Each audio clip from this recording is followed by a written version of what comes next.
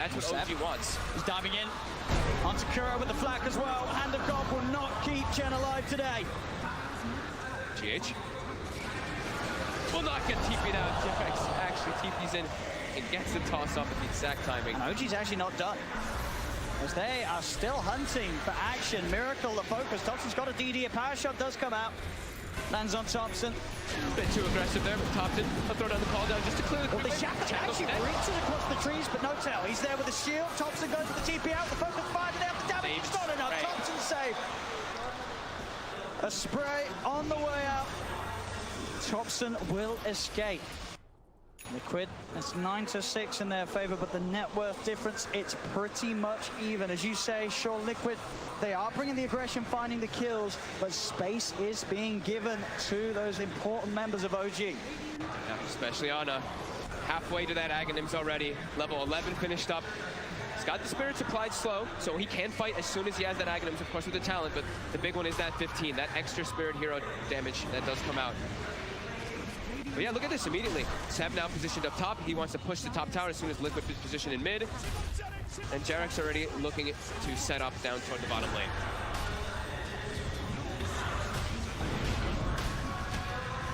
Liquid have to just get these towers. Have to get some type of map advantage here.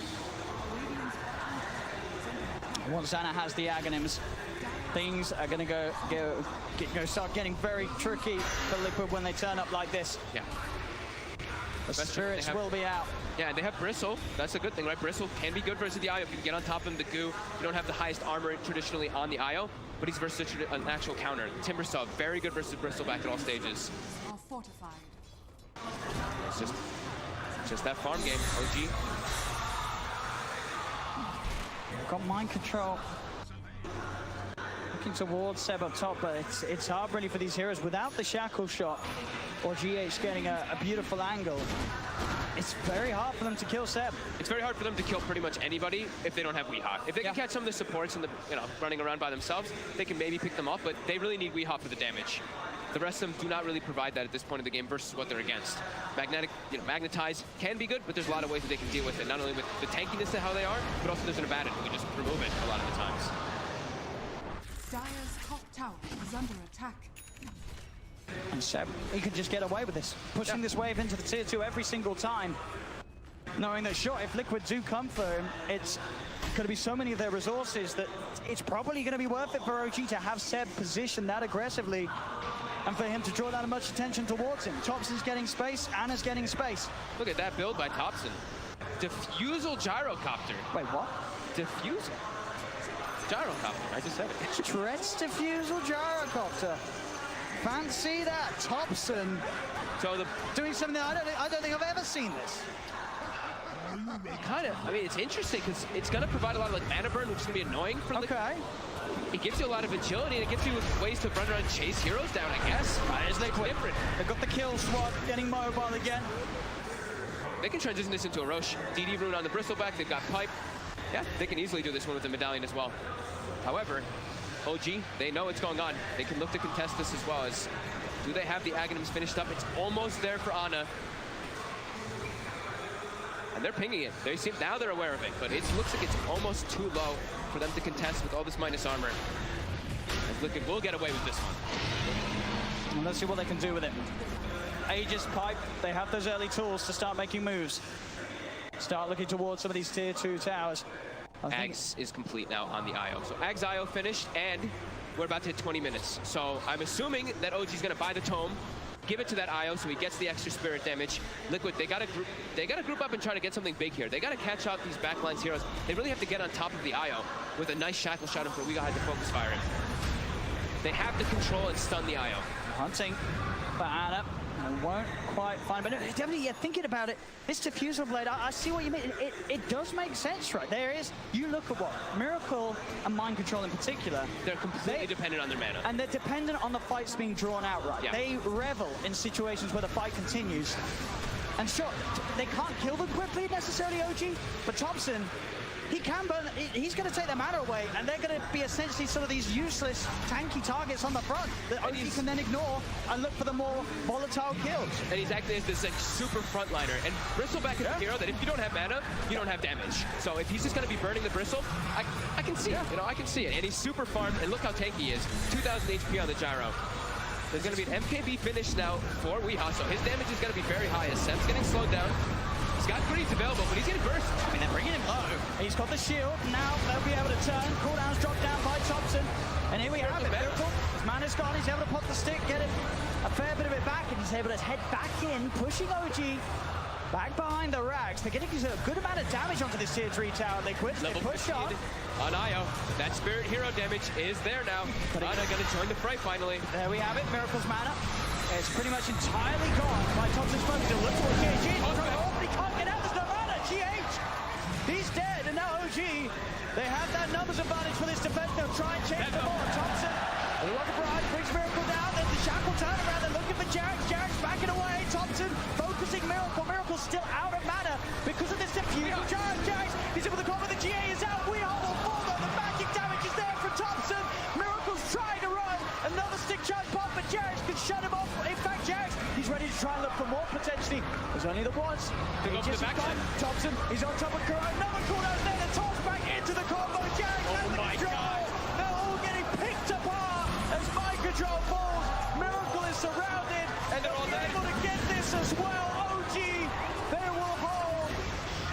And they're even taunting. They toss him to the dragon. Holy crap. Thompson, the defusal is absolutely working for all their mana. But I don't think anyone would have expected to see Gyro, the deciding game. The defusal play, Gyro, it is perfect for this point of the match. He just did an insane amount of damage, front lines the entire time, and then Ana just has free reign to get all that Spirit Hero damage, and it's back completely the other way, and it feels like the control is just gone for them. What do you do? When your mana's gone, what do you do? Oh my god. OG starting to take over the game completely here. Showing new ways to play the game at this incredibly late moment in the tournament.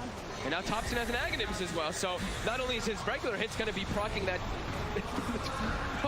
yeah, he's going to be burning a lot of mana. And they're just moving into the base now, OG. They're pushing in. Flash starts to force the Liquid back. They'll focus Miracle.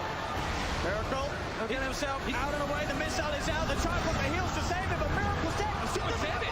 Jax is in with the combo. They'll bring down GH. GH has buyback. He'll buy back immediately. Weehaw's going to be back up in 5. Fortification is popped, but OG, they're not going away. They're too healthy. They still have Greaves available for Seb as well this whole time. They're pretty, No-Tail's kind of low, but once they pop those Greaves, everyone's going to be topped off.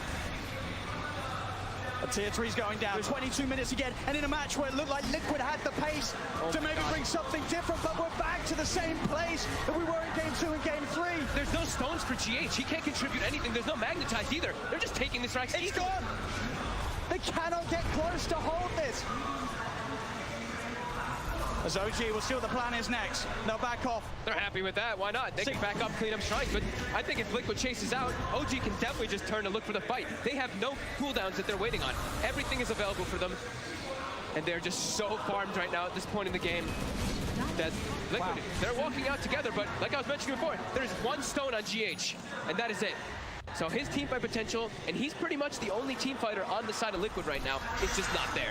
And OG's ready to go back. And again, Jackson with the wrap around the combo down onto mind control. The cooldown's there. Liquid out to back off. Again, mind control's mana pretty much got. He's able to pop the stick, get the GA off at least.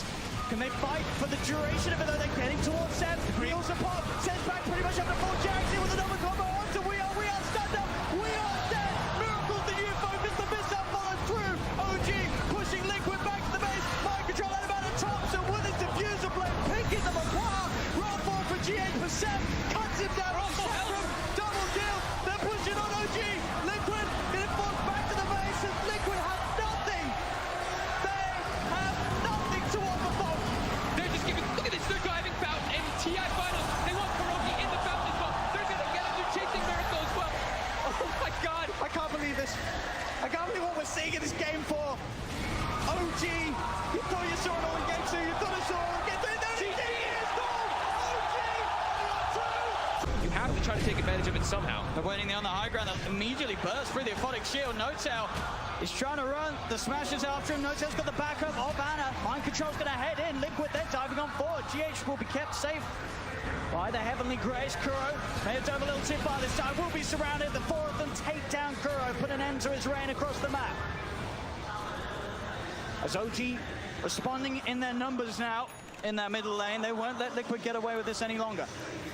They still, OG has a very strong way to fight, even in the early game. Even if they do have a greedy IO pick, it's what it provides you, especially when you have a Gyro. Gyro is all about that early fights. Same thing with Tiny. And even Timbersaw, but Seb right now, we know he doesn't really want to show up except for the tower defenses. And he's also going to be matching that Chen, who's going to be an early mech. It's actually going to be a mech Timbersaw since they have IO. So this amount of sustain that could come out from OG pretty soon is going to be pretty hard for Liquid to deal with this. Seb, he actually jumps forward for GH. He goes deep. Wear's going to turn with the focus fire. Seb, of course, has got the max reactive armor. Thanks to that, Shackle won't latch. Seb, continue to back off. Chains out, back over the river. He's fine. Liquid will try and turn their attention towards Thompson, but with No-Tail by his side, they cannot dive up to the high ground. Seb holding them back. 5 Liquid heroes in the mid lane. Trying to brawl again at the same time as last game. It's 13 minutes in, and there's 9 heroes or 8 heroes positioned around this area. They want to go for No-Tail, but he's got ulti. Miracle's going to continue to chase this under the Titcher, and they will get it. Seb is trying to turn. The missile is down on the Kuro. Does Seb have the burst? Not quite. Magnetizes out, and Seb has to retreat. Shackle does latch. Liquid. They've got the lockdown. They've got the roll for the kickback. They'll crush him. Liquid. They're diving again. Top they got a bit of a flavor of how OG was playing in these last 2 games, and they're saying we could do it too. Thompson pops the cooldown. They won't go too crazy. They'll let him live. They don't want to dive up towards the tier 3. They know TPs are coming in. They have to make sure they're hitting the tower because the side lanes are being split pushed. Ana as well as Jerax are actually pressuring these other 2 towers. And they're not even going to get this one here. It's down into deny range. OG might be able to deny that mid tower if they choose to do so. Liquid with an overzealous dive there, not losing anybody, but the side lanes giving a lot to that Tiny as well as that IO. Remaining. And we know this, the timing, it's all about and I still am of having giving players as much rights, as many rights as possible in terms of sort of determining how the scene should be run, like having power.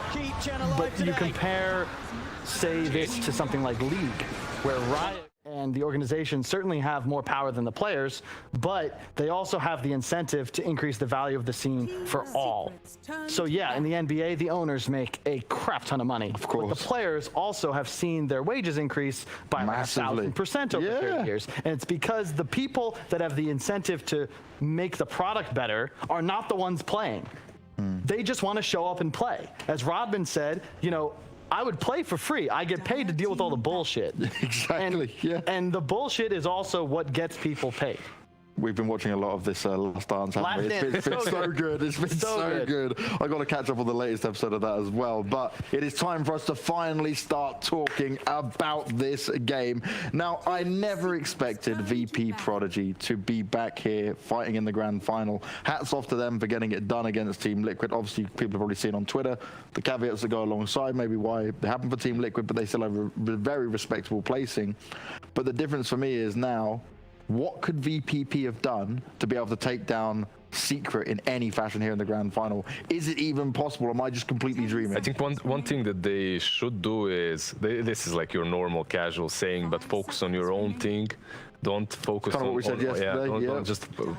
Don't just try to outdraft Puppy in a way in which you're snatching some of his heroes. Like I wasn't here with you guys on the panel, but I was watching them take that Rubik twice in a row, right, for themselves. They tried to snatch it away from Yapzor and then play around it, just to save themselves that one ban, right? Kind of awkward. You got to get into this killer instinct mentality where you're just playing to win. And you try, the hard part about Dota is like every game is different, but you've also done a lot of preparation. So it's finding this balance where you take the sum of all your knowledge, you sit in the game, and you just respond in the moment in the way you think is best. But teams have a hesitancy at times when you play against these top teams to play either slower or too fast. You feel like, okay, guys, we gotta push, or this will happen, that'll happen. When you just need to play the same game of Dota. Your opponents are better, sure, but item timings, hero matchups, these don't change just as a team is skilled. 6 out of 8 supports. Are we going to see 8 out of 8? Usually the last 2 are reserved for some cores. That Prophet comes to mind, Mars comes to mind, right? Like these 2, maybe an Ember as well. Let's see. Now, the thing for VP.Prodigy, do you think they're going to fall for that same trap again, though, what you're talking about with the Rubik? Surely they'll go, do you know what, we might it's just already banned out. So I can't see your... that won't happen, but something similar can. We'll see. Grimstro, SD is still in the pool as well. VP.Prodigy, what I really like about them is he said they shouldn't be too aggressive, but when they pick those heroes that complement that aggressive playstyle, they look... Kid. They should be Epileptic aggressive. Kid, Monkey King, right? Like that stuff's... I mean, aggressive but tempered. Okay, don't want him to get greedy. But look at Secret, look at Puppy, man. He takes that away from them in game 1. He's not even letting them have it in one first game of best of 5. He takes away the Monkey King. No risks going to be taken. I actually love Puppy's bans though, specifically the Oracle and the Monkey. But I think Oracle, you just get rid of it, and that sets them up for a first pick. Ember. Yes, Prodigy get Death Prophet, but I really haven't seen them use this hero too much, and it's not consistent with their playstyle. FN though, right? Like that Prophet for him can definitely work. Oh, but this is something different. So somewhere Sir Action Slack angrily Windrunner in Grand Finals. Tweet at Sir Action Slacks. What does he think about this? How does he feel about the hero? But Bane and Ember, we see this again. Puppy Nisha combo on that safe lane.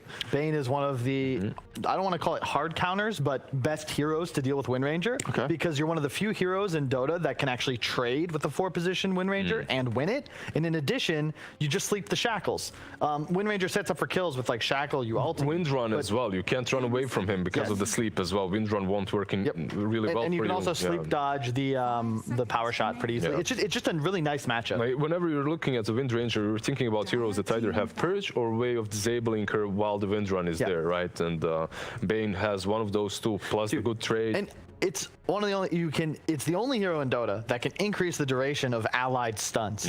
And you have an Ember Spirit. So I already like it here. And you have a natural Vessel Buyer now against the DP. This is Secret's Comfort. I think this is going back all the way. I want to say Shanghai Major game 2 or 3 against EG. This was the exact open that they used. And they immediately counter the Death Prophet Mars with a sniper. That is such a crazy pick. Could be a 4-position. That could be a 4-position sniper. Did you see, who was it? Febby that spams position 4 sniper. Yes. Constantly spams it, plays it all the time with shackles and headshot in the lane. I've never even seen a sniper. He doesn't know what the hell is going on right now. No, we have not had a sniper game on my hosting. No, I've not. I get to enjoy it for the first time. You guys are smiling, which always gives me a sense of some sort of craziness about that. It's like a JW with a shotgun and popped off. Okay. All right. Yeah. It's just like, oh wow, that's weird. And Yapsor is one of those 4 positions that, you know, if he asked me for something and I was his captain, I'd be like, I'd at least consider it because the guy can play. But the weirdest thing as well, Puppy said recently is Yapsor constantly asks him for stupid position 4s. Like heroes that he does not like. He worded it a little more offensively even, but yeah, like he likes to play these heroes that are a little bit out there on position 4. Now this sniper most likely is picked because of the Death Prophet, as the matchup on the mid lane is heavily favored towards the sniper. But yeah, could be still flexed on that 4. And yeah, the Treant I actually like. I will never fault any team from CIS. I believe in their tree because it's just one of those heroes that's like the same way Clock is to NA, Treant is to CIS, and it's much better now against Ember because previously you would just burn off the armor stacks, whereas now it's just a flat regen and plus armor. So it's very good as a defensive tool, especially if you have a hero like Death Prophet, who now can go for more aggro item build, and then boom, you've got a free plate mail plus regen. In addition, double root against Ember and against Sniper, you have a lot of catch potential. And if you look at the AoE control now on the VP.Prodigy lineup, that is some serious damage. Plus, root's BKB piercing still, right? For some reason, I always think it isn't, but it is. It is. As long as you use it after the BKB. Yeah, of course. If you use it before, it's going to get out. But if you're looking at VP.Prodigy right now, let's wait for the secrets last, like this next pick. But if you're VP.Prodigy, you must have reach on your carry. Yes, and definitely. that comes down to your Slark pretty much, your Spectre, PA as well, all right? There's no buffs for PA though, that's something for me. You have living armor, but you don't have any, you know, like Bloodlusts or Beastmasters or Vengefuls, It's whatever. 4-position sniper, baby. Let's go. I hope we don't see this in pubs. I'm not queuing for a week, but we'll see. It's better. I had a 4-position Animage the other day. They're I like, almost killed okay, that guy. we're gonna ban out your most important hero that you played around, that monkey, and now we're gonna pick a position for a sniper, you know? Yeah. Like, Secret looked to be having some fun with it, but I got to ask you this, Kyle, because I know you weren't very happy with Death Prophet saying being used by a lot of these teams as like, oh, this is their way in because it's in meta at the moment. But have Secret successfully dealt away with this? Like, they don't have to be so worried about They've it? got an answer to it in lane with the Quap. You have a Vessel Buyer, and more importantly, I think that they keyed onto something Prodigy like to do, which is to utilize low cooldowns, and they force them into a scenario now where they have to play around DP ult. So that constant aggression we were looking for, it has to be tempered now. And I think Secret, they're a craftier team. Skill-wise, I think this is closer than a lot of the fans will give it credit for. But Secret's read on games is like probably best in the world right now. When they can fight you, when they can't, when they should take the fight, et cetera, et cetera. So when you give them an easier time of reading your lineup, that's where they thrive. And that's my concern when you play around effectively now 3 heroes that all have massive CDs on their ults. yeah, they're very crafty. Are they crafty enough to make a position for sniper? I'm not sure if this even is a position for sniper in the end, because it still could be on the mid lane versus the Dead Prophet. The only problem now is there is that treant, right? So the armor is kind of difficult to deal with. Back in the day when you had shrapnel, it was a little bit easier to break through the armor, but now armor, it just stays. DK sniper off lane. Let's get it. That's it. Yeah, that's it. Unless Quap is somehow 4, that's DK sniper off. So Secret 11 life right now. They're gonna have some fun in their first game. VPP are gonna try and avoid themselves being absolutely bullied. We'll see. I imagine that I'm thinking what EpiKid plays here. There's the PL, I believe, still available, but illusions are a bit rough against DK Quap. You want something with low CDs as well, preferably that could get involved earlier. Slark is all right. Slark is great. There is some AoE, right? Yeah. A lot of damage from that AoE, but I still think Slark would be fine. However, VP.Prodigy, they don't play it way too much, right? Slark isn't really, they like these illusion heroes or the hyper aggression type heroes if like they go Monkey. Slark, I'm really worried about their damage output because we go back to that same concern of, okay, with DPL down, what do you have? And right now the answer is nothing. You could like shackle someone and root them. Like you have control. Your 3, 4, 5 all provide tons of control, but you need DPL for damage. So this has to be something that gets active early. PA I liked more before they went DK. Yeah, I still liked it. There's so much armor though from the DK as well. You could go back for something like I don't think they want a Necro. You need a tower hitter as well if you could. This is the thing though, you see how he's saying they need this, then they need this, they can't get this because they need this. There's way too many, there's too many things that, they didn't really make this draft too solid early on, and now they finish it off with the Clinks. Kyle, it did not work out well for Liquid. And it is not a hero I really like at all against DK. It is a hero that in CIS they play quite a lot. It is also a hero that has a built-in minus armor ability early on. That pact instantly has -2 armor on the DK, so that can help a little bit in the lane as well. I think if it gives you a lot of was damage a core early on. sniper, I'd be more of a fan because you can find him killing the backlines. But I think that this is just a favorable laning matchup for Secret in literally every lane. And I just think that they're too good of a team to give that edge to. I'm actually not so sure how well this position for sniper is going to You're really on play this out. position for sniper. You're not a believer. No, I'm not a believer. Usually I am. I actually think this for sniper is all right. No, for real, that headshot 40% annoys the living hell out of you in the lane. But he is playing versus most likely a tree and 10 the Clinks. The tree can get behind you, hit you from the trees. He hurts, man, even with the DK there. But we'll see. It's going to be fun. It's going to be fun no matter what. Hoo hoo ha ha. So which way are you going with this, guys? Is it an easy one? I think Secret have definitely shown a little flair with this lineup. I do believe that Nisha's Quap is just insane right now. I think they're going to win lanes, and I just can't bet against Secret if I think they're going to win their lanes, let alone all 3 of them.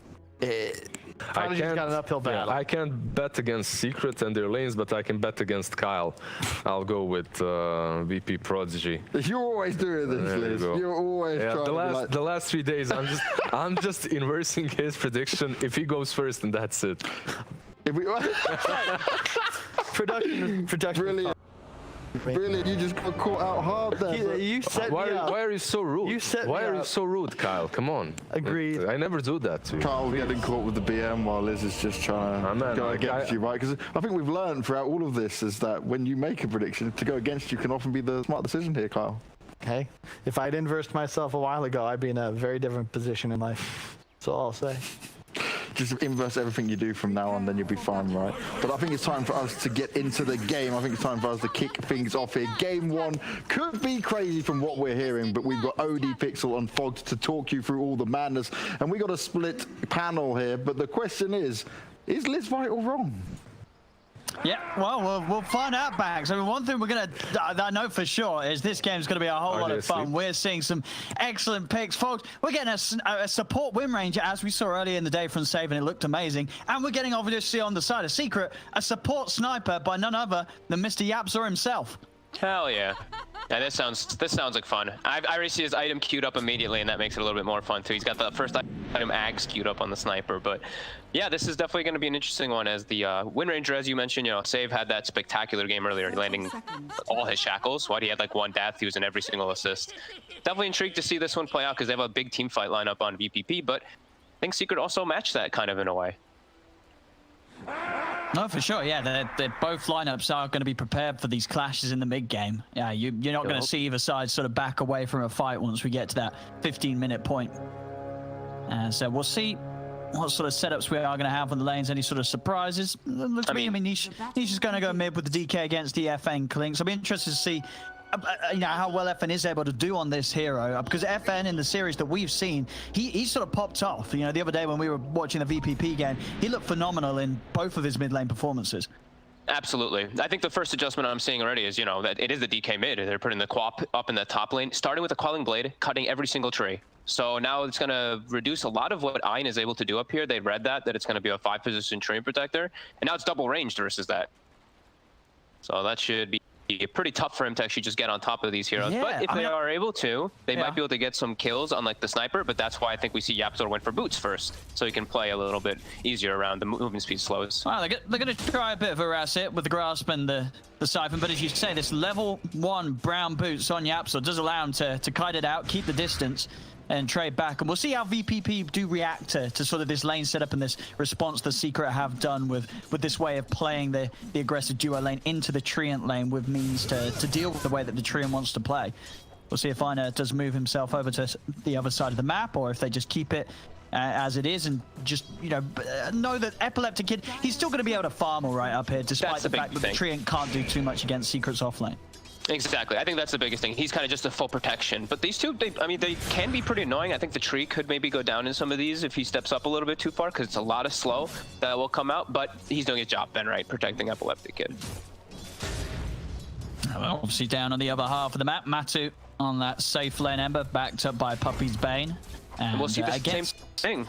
Yeah. Right, we'll see where Puppy just plays on the side, just chain pulls, and he'll give this Ember a ton of experience to play inside the lane. I want to see how VPP actually reacts to that, now that they've played versus it a couple times too. Yeah, because we saw when Secret did do the setup the other day, what they were able to like get the Ember. I think there was a point right where the Ember was like level 8, and whilst the offlane of the enemy only just hit 6. So they can set it up to create an incredible difference in levels if Puppy's able to just play away from the lane, harass the enemy, and make sure that the Matu does get a lot of solo XP out of this lane. Right now they're doing, I like how they're doing these side pulls. They just have to make sure to get those last hits. They use the power shot too, so keeping it well even, at least in that experience. But you do see Matu level 3, Puppy level 2, so still continuing to do that. I'm super interested in this draft. This is so weird to see this support sniper. Even though I've heard about it a bunch, I've seen it a couple of times too. But I think it's good, dude. I mean, I've seen a lot of it. I'll be interested to see if Yapzor does indeed go straight for the Ags. Sometimes you do sort of see these snipers go for like the Necro book into the Ags because it helps you farm it, you know, that little quicker and sort of speeds up your overall progression. But obviously, if you are able to get the Ags in a good timing, it's incredibly obnoxious. You do have to have a lot of sort of mana regen getting ferried out to you. You know, it's quite expensive to throw out the assassinate as much as you want to in the middle of a fight. But, you know, that stun from that sort of distance, it just catches players out because it's going to be messing with them. It's going to be playing into them at a timing where they're not going to want to pop their BKB to sort of save themselves from it. I see Puppey able to keep his distance here as they do manage to get over to the small camp. Yeah, no, it's definitely an interesting one, and I'm looking forward to see like a different thing too. Is just like the combination with the Bane, how much damage it can do. Because I think something people forget about with Bane is sure, Enfeeble affects status resistance, but it also reduces your magic resistance by quite a significant amount. So these magic damage nukes get that much stronger later on when the Bane gets levels 2. Oh, a few minutes in now, looking at maybe just Puppey again, just trying to mess with them. Make sure that Matu's able to play here to the pull. Continue to get that XP advantage. Looking at the CS across the board. Well, top lane definitely sort of both cores are taking a bit of a hit. You know, 17 for 2, 11 for 2. You know, sure the lead is still there for Epileptic Kid, but it is evident that, you know, Zyne, Yapso are able to make Epileptic Kid struggle a little bit on the safe lane TP, not by too much. The mid lane, pretty close. Nisha does have the edge. I mean, having that favorable time at CSing, and obviously with that high armor and regen, not too easy really for FN to harass him much, or really sort of a tool where we're seeing him not really even try for it because he knows that Nisha doesn't really care if he's getting hit in the lane. Yeah, absolutely. And we're seeing, I'm seeing actually the way that they're making sure that they can keep up with the levels down bottom, which is one of the most obvious ones, is Save is just ensuring and making sure that he makes sure that pull is not open. He keeps going over and body blocking it, actually. And we see Puppey actually sentry warded the other lane. Now aggression bottom. Yeah, they got the shackle connection and a power shot onto Matu. Not enough to take him down, but still forcing him to pop the south. Puppey will throw him over a tango as well to make sure that he stays strong in the lane. But overall, first 5 minutes in, you know, this is great to see. You know, we see a lot of teams, especially up against Secret, in the first 5 minutes, they'll begin to crumble. But VPP, just the way that they've been playing this whole tournament, they're really just showcasing the standard that they can play out here in the laning stage already. Just pretty much ending toe-to-toe at the moment. It's a 1K lead for Secret coming up, but it's not like VPP's scores are behind. Oh, yeah, he's got all 4. All right, that's gonna hurt. I just watched. They just like I saw the clinks. I saw FN. Yeah, FN was walking to the left to try to take the Radiant wall, but he just got dissuaded from doing so. Didn't want to leave his lane. Yeah, they get all 4. Very nice. Oh, down bottom. Let's see if they can set up for the spear. And to manage to get him onto the tree. Puppey's going to be able to slow down any follow-up though with a defensive nightmare. Still a heavy amount of damage thrown down onto Matu.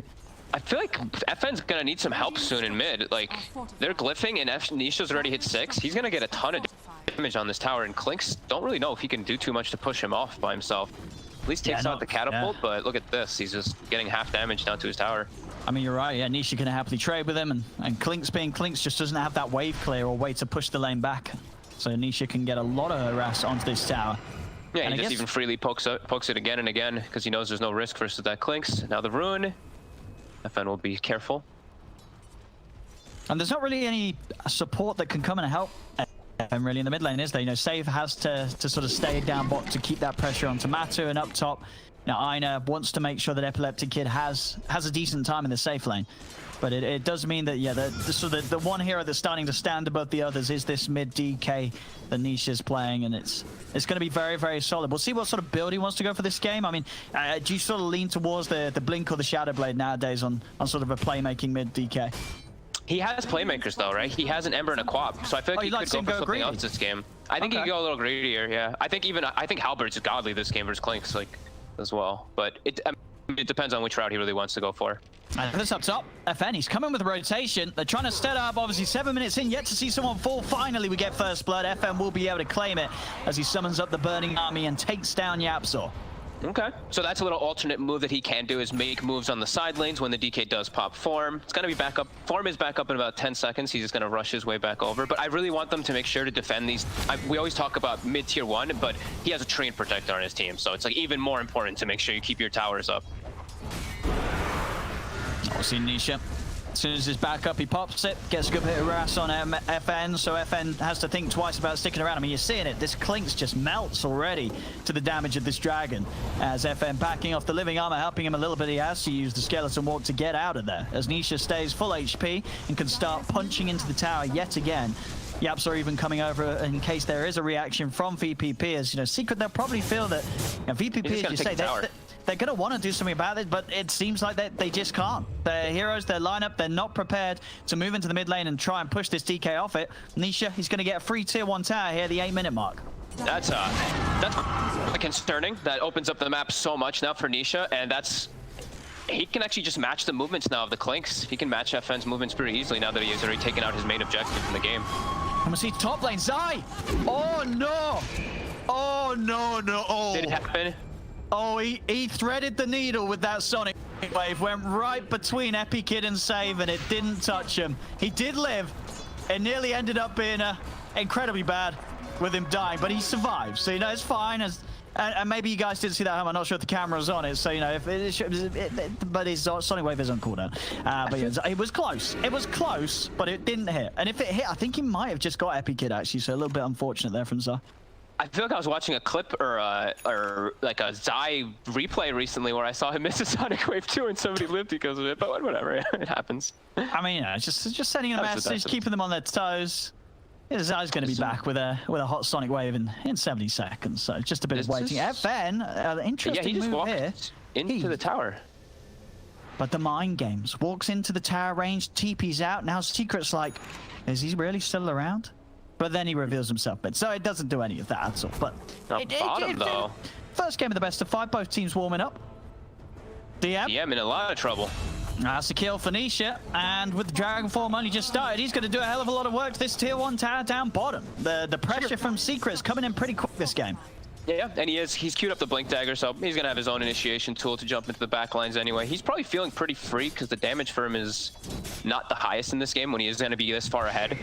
They have like these burst damage, but the power shot as well as the death probably. But besides that, their sustained damage is going to be pretty low as Save. I mean, he just collapses here to the Forest Secret. Not a chance at all for the poor old Wind Ranger. So it's now a 4K lead. I mean, this is starting to get pretty rough. I mean, I sort of set it up as nice and pretty and beautiful at 5 minutes in, but 5 minutes later, suddenly, Secret coming in big time. Up top, Zai will fall as they are able to claim his life. FN coming in with the burning army, and Zai cannot escape it. So at least they've been able to kill Zai, but the rest of the game, the rest of the map is not looking great at the moment for VP now. Yeah, I'm surprised they're not trying to even like, okay, maybe they will start to try to contest this tower, but I feel like if they can actually just get a successful Arena Blood on tower and the Death Prophet ports in, they'll be able to clean up pretty easily around that fight as long as Secret doesn't have the number advantage. So I think VP should try to set up for that at least on the next tower defense. They can't lose their 3 tier 1s early on. The second one is already dropping kind of low. Yeah, they're bringing the reinforcements. They're coming in. You're right. This is going to be their attempt to try and send a message back to Secret down on this bottom lane. If Secret do want to come poking at the tower once more, they'll smoke up, trying to get Epikid in a position to use this exorcism to get a good fight going for VPP. We'll see Secret. Poppy will dispel the smoke. They're going to know that each other's here. So Secret can now respond. They themselves, they have the numbers too. There's 4 heroes of Secret ready to go down. Zai doesn't have a TP available, so he won't be able to join this. Epikid, he'll get the ghost out. Nisha turns straight towards Ina. Yapso, he's level 6. He turns with his gun. He's ready to shoot them down. He doesn't even need to. Already Ina will fall. The arena is down though. The setup's there, but the change, the assassinate from Yapso, he just shoots Epikid straight in the face. It's 3 dead on VP.Prodigy. As Save's got to run, and even him, he's not going to be able to make it out of this by the looks of it. The win run comes to an end. Matu's got another sleight of fist. There it is, triple kill for Matu with the cleanup. And this is getting a little messy for VP.Prodigy. That was their chance there to get Epikid involved in some action, and it ended up with 4 of them dying and them still losing that tier 1 tower. And that was like them. That's the glory for their draft. Is that point, right? Is when they pop their DP ult, when they get their Mars ult on multiple heroes as well, and all of Secret's already there. They actually brought, except the Queen of Pain, and it's just too far forward for VP.Prodigy. Like, if they were fighting on their tower and they get that setup, it's better, but then they're fighting on the side under all of Secret's vision was the other thing. Secret had a ward down, picked their targets exactly how they wanted to. YapzOr actually just kept chain canceling his assassinate just to get the proper target.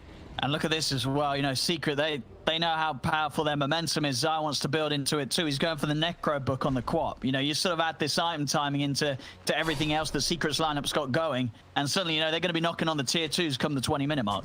I wonder if he even upgrades at this game. Blink by Nisha, that's a free kill on Epikid. Oh, his game is getting shaken up pretty rough. You know, top lane, as we saw already, Zai and YapzOr were able to put a little pressure. He's still farming, but now we've had that movement down bottom, and then the respawn coming back into the mid. 2 deaths back-to-back on the Death Prophet. You know, a DP that's really been yet to touch a tier 1 tower. That really hurts that hero's momentum. Top lane, Puppey will get caught by the Shackle with the damage from the Burning Army. They will manage to find him. But again, it's just finding the supports. It still very much feels that this is Secret sort of forcing VPP to play in a way that they're punishing them. Nisha might have gone too far. He has walked into 4 of them, but Matu's there with a backup. Nisha will go down. That's a big find for VPP as they do manage to finally end the reign of DK. Taking Nisha down as he felt a little too confident there by the looks of it. Just went into 4 of them, didn't quite have the backup behind him. Sure, Matu was there, but there wasn't much else that could save him from being caught in the arena and focused down by the 4 heroes of VPP. DM was in a perfect spot there just to get the combo onto him, and yeah, with everybody surrounding with a little bit of extra minus armor, of course, from Death Pact and, you know, Spirit Siphon, yeah, they've more than enough damage to deal with him. There is a full, is that a full vessel already finished? Wow, that's a full vessel on Matama Man already. Pretty good vessel, game 2 versus the Death Prophet. Secret again, though, probably just gonna run directly up toward that tower, look for a fight, look for kills, because there's no, I feel like the only way that VPP can really take fights is if they have their double ultimates available. While I feel like Secret, they're not as reliant on those ults at all. They can play this fast pace. Yeah, that's the power of sort of having this Timber, and as you say, when it's in the hands of someone like Matu. Yeah. I mean, you know, it's gonna continue to be a good game for Matu when you see those sort of item timings. He's top net worth, and in terms of the kills, you know, 5-0-3. He's been involved in 8 of the 9. And this is exactly how you want to see your Ember Spirit be played. They always find so much farm on the map on the Secret heroes. It's I mean, yeah, they're this amazing team, but somehow I've always seen, like, even YapzOr, like, he's been kind of quiet this game, but now he's already half an eggs, you know. He's just already on his way toward it. So I mean, and that axe is that is a timing that's incredibly scary. When he gets that and starts just shooting people in the middle of these fights, it's so hard to play into. Like, suddenly you're just having these heroes disabled from a mile off. Yeah, it's like Clinks gets hit by, even I mean, the damage chunks him too, but yeah, then he gets disabled as well. And also, it's, you know, if it's a Clinks, he tries to use his skeleton walk. It keeps track of him for a second too when he's getting sniped, so they do have a lot of different methods for that. I was mentioning how I felt maybe Zai goes for upgrading the book just because they're playing versus Tree and Clinks, but he's actually just going for a sustain build. He's probably thinking if they have this mech that they can probably just take every single fight. Yeah, good read well from both sides there. VPP trying to check out, see if they can find Zai, but Zai aware that, you know, this tier 1, they can let this go, Secret. It's been long enough. They'll happily let this fall to the Pusher versus Pro-Prodigy whilst they get the pressure on themselves onto tier 2s. Matu's knocking at the tier 2 mid. Secret have already also been able to move that top wave round to the tier 2 as well. So versus Pro-Prodigy, they will find the tier 1 tower, but their problems do continue to grow elsewhere on the map. It's 9-4 and a 6k lead that's just growing and growing at the moment for Secret. Yep.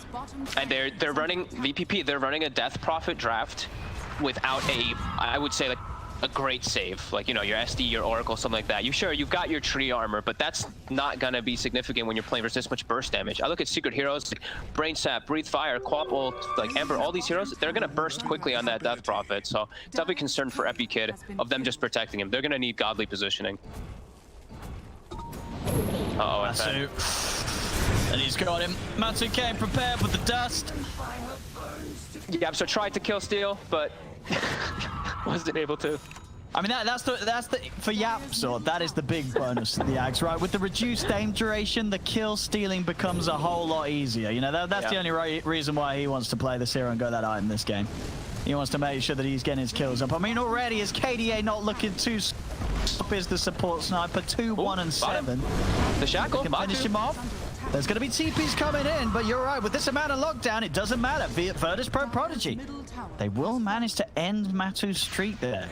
Good, juicy 450 gold into the hands of DM. as going for a little bit of a different build on DM. Obviously, Nisha finding those supports out on his own. But DM queuing up the Yule Scepter. That's not something that we're used to seeing on a Mars, is it? I've been seeing Yules picked up just on like... Just sort of across the board. Honestly. Yeah, everyone's just picking up Yules. It's so good for your setup, right? If you get a Yules on somebody, you're probably 90% chance you're gonna get your arena on them into your spear combo. If it's a Quap, if it's an Ember, these mobility heroes have a lot harder time dodging it. I've seen it a couple of times now. I don't know if I've seen it in too many pro games, but I've been seeing it in pubs popping up a lot. Yeah, and I imagine the spear sort of as a mechanic works the same way like as Mirana's arrow, right? If it's actually underneath the Yules as you come down, you will get caught and pushed by it before you can press a BKB or kind of react to it in any sort of way. So that timing does work very strong in that sense. Can probably maybe still BKB. I mean, I'd actually have to just test. You may be able to still BKB because it does. I reckon you probably you definitely can. You definitely can because it's not until you get hit to the cliff or whatever that you get stunned, right? No. You probably it might be one of those weird things like where you can BKB but you still get pushed. Yeah. Like with the Mirana arrow, right? I think you can still BKB but you can still get stunned. It's one of those little intricacies of Dota 2. There's bottom lane, Absol. He's out of here. How close are we on the Aghanim Scepter? Just 270 gold to go. It's nearly there. There's nearly there. Yapsaw, there's going to be a huge smile on his face. I mean, there already probably was after the draft. We heard him earlier this week talking about how, Puppy lets him, how the drafting phase goes down. And he said, normally Puppy will say no to these sort of supports. But I think the fact that this is a best of 5 and, Yapsaw, he must have been able to do a serious amount of convincing. Puppy's let him have a bit of fun here in this game 1. And if they do take the win, and so far it's looking pretty good for them, we might get to see Yapsaw do some more innovating throughout the series, hopefully. Absolutely, especially if Puppy's willing to play Bane, because then he's probably like, if I play Bane, it doesn't matter what support hero you play, because, I feel like I just see Puppy win on Bane every time. As they're clearing out their jungle here, taking over their outpost to deny that XP, while Zai continues to push out top. They're playing around that bottom lane a little bit here since it's pushed in, so keeping a couple people near to protect, and they're just finishing up these next few items. Nisha now has a blink and a BKB, then he's gonna go back for the halberd. Oh my goodness, yeah. He's big. He's really farmed. Yeah, you're gonna struggle to kill this Dragon Knight. You really are. I mean, I'm sure you do obviously have elements of physical damage, but still, it's a DK. He doesn't really care. Jump forward from Nisha. He's ready to start some action. He's trying to get them off their outpost. Jumps in. The arena is down, but the BKB's popped by Nisha. He's going to move on, trying to chase down Save. Yapso does get taken out before he's able to pop the assassinate, but it's not needed to kill off Save. Nisha will be able to run him down. It's a support for a support. What's the BKB and the Dragon Form used by Nisha, so he's going to want to find more. Tries to jump forward, looking for DM, but DM's able to knock him back with a spear. Matu actually whiffing the slight chains combo there. Doesn't get the grab onto DM. FN's going to try and turn, starting to shoot back onto Puppy. Puppy, is he going to get help from the rest of them? No, it looks like Matu and Nisha, they're going to bail. They're going to leave Puppy for dead. They feel that he cannot be saved here, and they don't want to risk their own lives. So Prodigy able to sort of stop Secret going for anything more than just a kill onto Save right there. Puppy did get the bounty rune though, right? When he ran up, yeah. So he did get the bounty rune before his death. So 3 bounties it looked like for Secret. Ooh, but the outposts were a 1-for-1 trade. And look for the look of this. This is this is exactly what Virtus.Prodigy have to do, right? Did you see BKB used, Elder Dragon Form used? You gotta go for Nisha. If there's any opportunity to kill Nisha, it's gonna be now. Nisha reveals himself in the wave. He knows they're gonna be hunting for him, so he's instantly out in the trees. They won't be able to find or cancel his TP in time. So Nisha, with the awareness, make sure that he doesn't get caught during this moment of vulnerability. That was such a good heads-up play by them too, making them move bottom, because they have a siege creep going in. Like the other 2 lanes aren't in a good spot. Maybe that told then, and that's why he was able to play that careful and get out. But good read by both sides, at least attempting for a move on VP. Yeah, sort of both teams trying to one-up each other as Secret off the back of that. They move into Roche, knowing that Virtus.Prodigy made that commitment down to the bottom half of the map. And Secret, not necessarily the quickest of Roshans, but with the difference in positioning of the teams, they should be able to get away with this without Virtus.Prodigy stepping over, as this Aegis should be theirs. And they're going to have everything available right afterwards with an Aegis. That's going to be pretty hard for VP to take the fight versus them. Probably push their lanes out into a better position so you can at least have a good spot for it. Maybe camp a high ground, but still pretty scary moments now. Lots of items finished up for Secret. They're backing up to push out the lanes. And Zai, it's kind of sneaky. but he's super farm this game, and he's gonna make them that much temp gear. He's got Greaves too, so he can dispel the root if he gets caught by it, dispel the silence as well. Got ways to play around that now and to protect himself. I mean, Zai's been loving it. He's sort of been playing a bit of a PvE game. He's only 0-1-1, but that's all he's needed to do. You know, he's there, he's the backup plan. He's the insurance for Secret if they need him, as of now they haven't. It's been the rest of the team sort of calling the shots. Up top, though, Matu, he's committed in a little deep. His silence does have the Aegis, of course, but this is 5 around him. We'll see if they can set up. Can DM catch him with the spear before there's anything coming out? No, the slider fist will dodge it. Matu able to move away, but the shackle, it actually gets the angle there. Didn't look like it was going to be able to grab him, but it did find connection to that tree and will allow them to kill off Matu after the Aegis.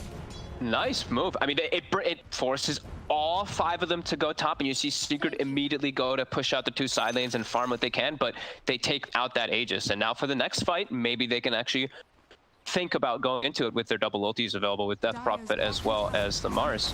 How close are we to... Okay, Epikid's still a bit far from the BKB,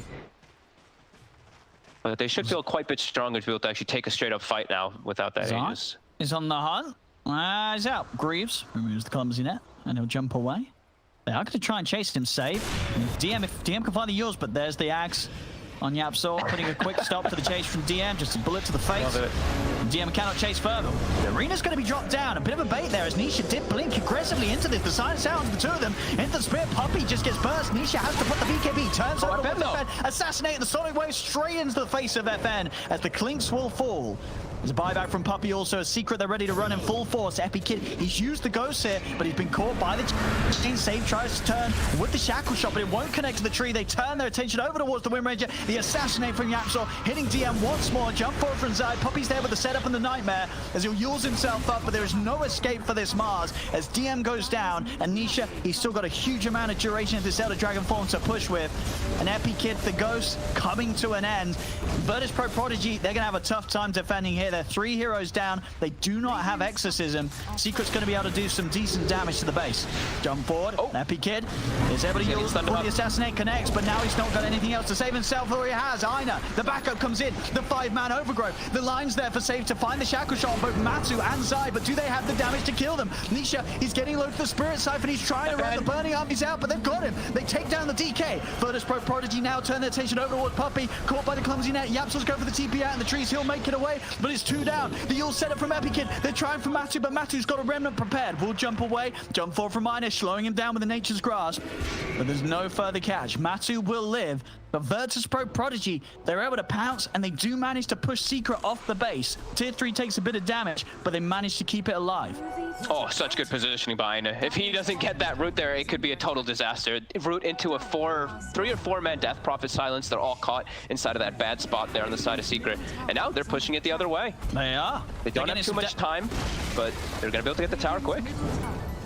Yeah, FM with that death, so he does make quick works of the buildings. You know, despite being 8k down, VP.Prodigy giving a good kickback at Secret here at the 25-minute mark. And they keep Epikid alive, which is the most important thing to me, because he was close to that BKB, and his Exorcism had all worn out already before that. Now he's going to have BKB for the next fight with that Exorcism soon, too. It could be the difference maker. Still a bit of a tough road to climb, but definitely some, you know, some signs of life if they can get those good setups from the tree ulti. We'll see up top, Puppey. He's hunting for FN. FN's out with the wall, but Puppey's prepared. Ward and a sentry down. Instant TPs are coming in. FN's got a lot of HP. It's 2,300 at the moment. Jump forward from Nisha with the assassinate. The Sonic Wave, they're bursting below. Is there going to be the save? Ina comes in with the root. We'll be able to hold back the DK, but FN burst down by Matu as he jumps in with the Remnant. Turns over with the chains onto save and Ina. It's 2 down on VPP. Zai beating down on the Trio Protector underneath the tier 2 tower. The arena is down. They do manage to trap up Matu, but it's a 3-for-1 right now. And Yapzor, he's still got bullets to spare. And assassinate into the back of Epileptic Kid takes out the DP, and only DM is left trying to hide in the trees. But Zai blinks forward. Secret, they'll be able to wipe VPP here as they're all dead. They can push on this top lane, take away another tier 2 tower as Secret are back on track to growing the lead and keeping VPP held firmly behind. Did a great job of controlling Matu, but they have to spend so much to actually kill him there. And the Death Prophet BKB, as soon as it does run out, just dies. And FN overall throughout the game, FN just gets exploded, even with that HP. Like, he's 2,300 HP, but they just focus absolutely everything on him and can't actually turn and react at all. Secret just playing at that super fast pace, right? Like, even though they all died, no hesitation, everybody just got together and ran toward that lane and got the jump on VP. Dire's middle barracks are under attack. Well, the racks will be kept safe for now. It's just a tier 3 down in the mid, so VP, they've got to reassess the situation and see what the next big play is going to be in terms of items coming close. Are we seeing anything for VP? and Save, he's trying to get that Blink Dagger gold done, so they have a third way to chase and catch, set up onto some of these more mobile heroes, a Secret, or maybe even just getting to the backlines. We've seen already sort of the disruptive capabilities Puppey has in this team fight. If Save's able to disable him before he's getting these nightmares out, it makes it a whole lot easier for the rest of his team to kill off the front lines of Secret.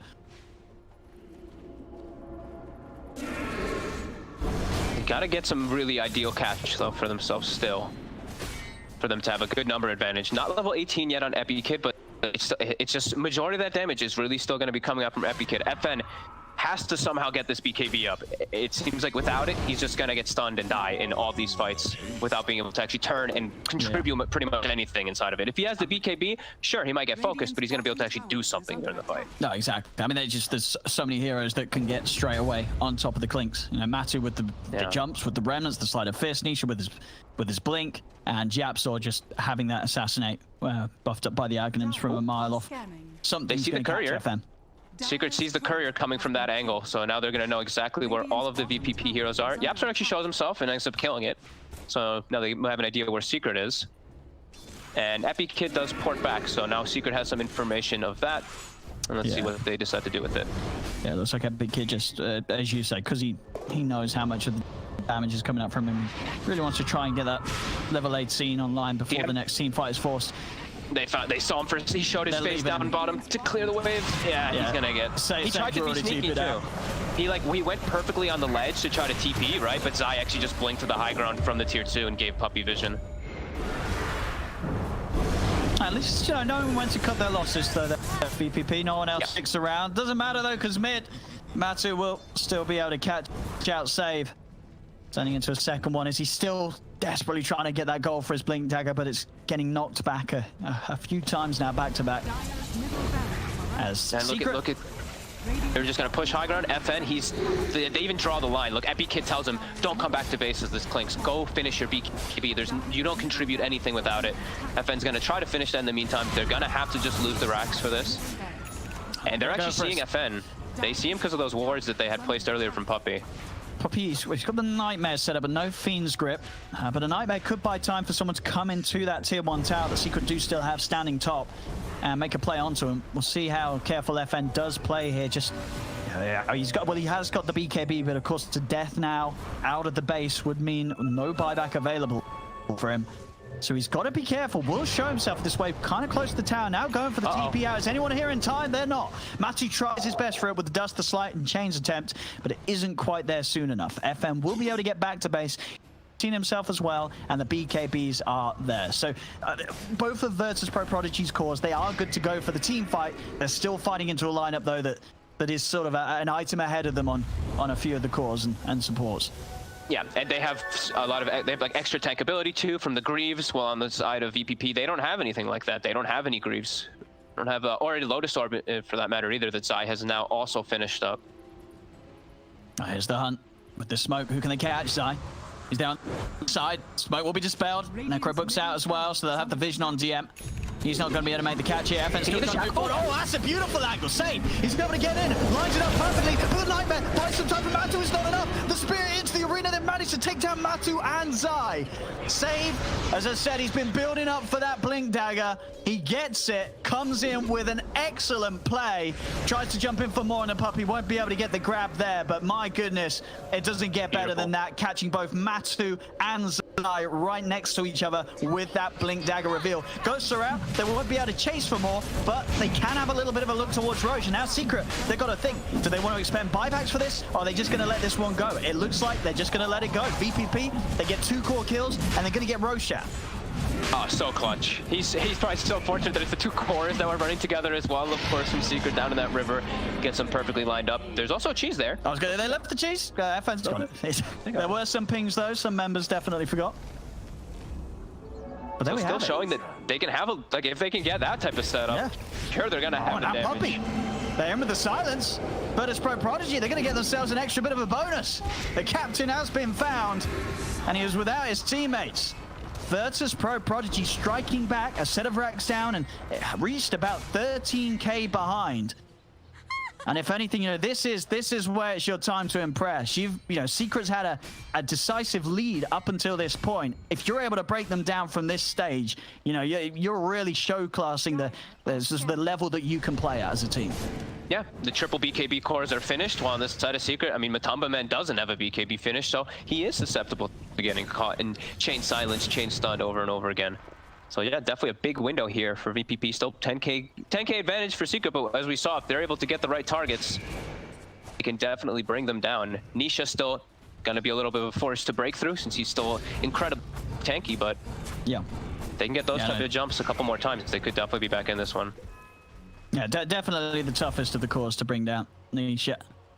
I mean, particularly so like this. Is that just sort of 500 gold off the full AC? I believe it is. It is indeed. He's going to have an AC out for the boys next fight. Oh, that smoke. So they seem to have known. They seem to have caught like just the clip of it with that bottom vision, that bottom ward they have. So I think Secret's aware of this one. Get Matu here. Matu's got to be careful. They know what sort of angle they can get. Yeah, you're right. They're waiting on the high ground for this Secret. But Matu, he steps forward. He's going to get caught out by the shackle. The assassinate's out onto the win range. It doesn't matter. Arena's down. There's no escape for Matu. Safe. He's already starting to look for his next target. He's leading forward, won't be able to find it. Those Secret managed to get everyone else out of there.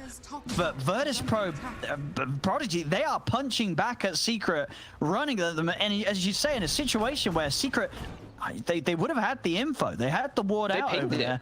They still lose I'm pretty Matu. sure it was one of them that pinged it, and I think Matu, I don't know, that was weird, right? Because he like ran down, but it didn't reveal them. They were like just on the edge of breaking the smoke. It was perfect by VPP to get that jump on him. And that was right after he finishes the BKB too, and still Secret was not looking to fight.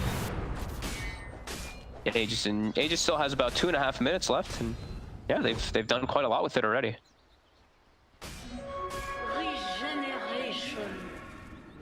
See if they can catch anything else. We see EpiKid, he's trying to assert some dominance on this right southern part of the map. I mean, save. If Zai does show himself here, they're going to see the fresh Necros being sent out to push the wave. But no, they won't go hunting. They'll just take this outpost in their favor. Zai is going to show himself now on this bottom lane, so may cause a bit more interest from VPP to head down here. Zai is sticking with the wave. FN's getting pretty scary in damage too. He's actually got, I didn't notice he had 70 death pack damage on top of now Deso and small crit. He's going to start hurting quite a bit.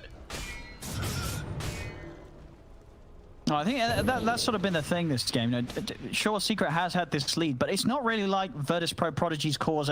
They're not playing bad at all. It's just the fact that sort of Secret has come in very Secret-esque. You know, as you said, their sort of ability to just find that much out of the map. But you know, it's not to say that Virtus.Prodigy's their cause are still in a fine fighting position. Yeah, and now that they've acquired like a couple more of these items as well, they're not as fragile as they usually are, right? You look at Clink's Death Prophet, Win Range, like these heroes, they're fragile, and I think Secret's draft overall from the beginning, they thrived on those fragile heroes, being able to just Sleight of Fist, Queen of Pain Scream, etc., all these little burst damages. Now when they're acquiring these items on VPP, they can tank up a little bit better. Still so much on those initiations, as we're going to be seeing. Secret trying to buy time, about a minute left on that Aegis. I mean, down bottom, they know that Zai is pushing in like this. Ina's going to find him in the trees this time, Zai. He knows that he's being hunted, goes for the TP out. They've got him. They get the vision just in time. Ina's able to cancel the TP, but the overgrowth does come a little too late. Zai is able to blink out before the ult connects. Save's going to still be on the hunt. Another blinks there from Zai. He's meeting his team. Close this gap. He's got the blink, but it's going to make the wrong read, unfortunately, for himself. Does check down the tree line. Zai was able to head out to the west, and of course, Zai is able to reconnect with the rest of his team. Assassinate hit onto DM. Matu starting to have a bit of a poke. See if they want to commit for this. VP are prepared, and you see Epikid there even just covering DM with a silence just in case Matu was going to jump in aggressively. Wasn't to be the case though. Secret play it safe and both teams keep to themselves. These fights are going to get pretty crazy when they do go down. Just the throws 3 BKBs on VPP. They're going to be really powerful versus all those little disables. Aegis now does get reclaimed. Does FN hold on to the cheese himself, or in this sort of situation, do you give it over to Epikid in these fights? So I feel like a EP with the cheese is probably going to do you more good, isn't it? I would imagine so. I mean, yeah, I definitely think that he would give it over to that. I guess it just depends on the scenario of the fight. Maybe they'll pass it over, but... Okay. I mean, because, yeah, at the moment he's just keeping it in his backpack. He's keeping his backpack, yeah.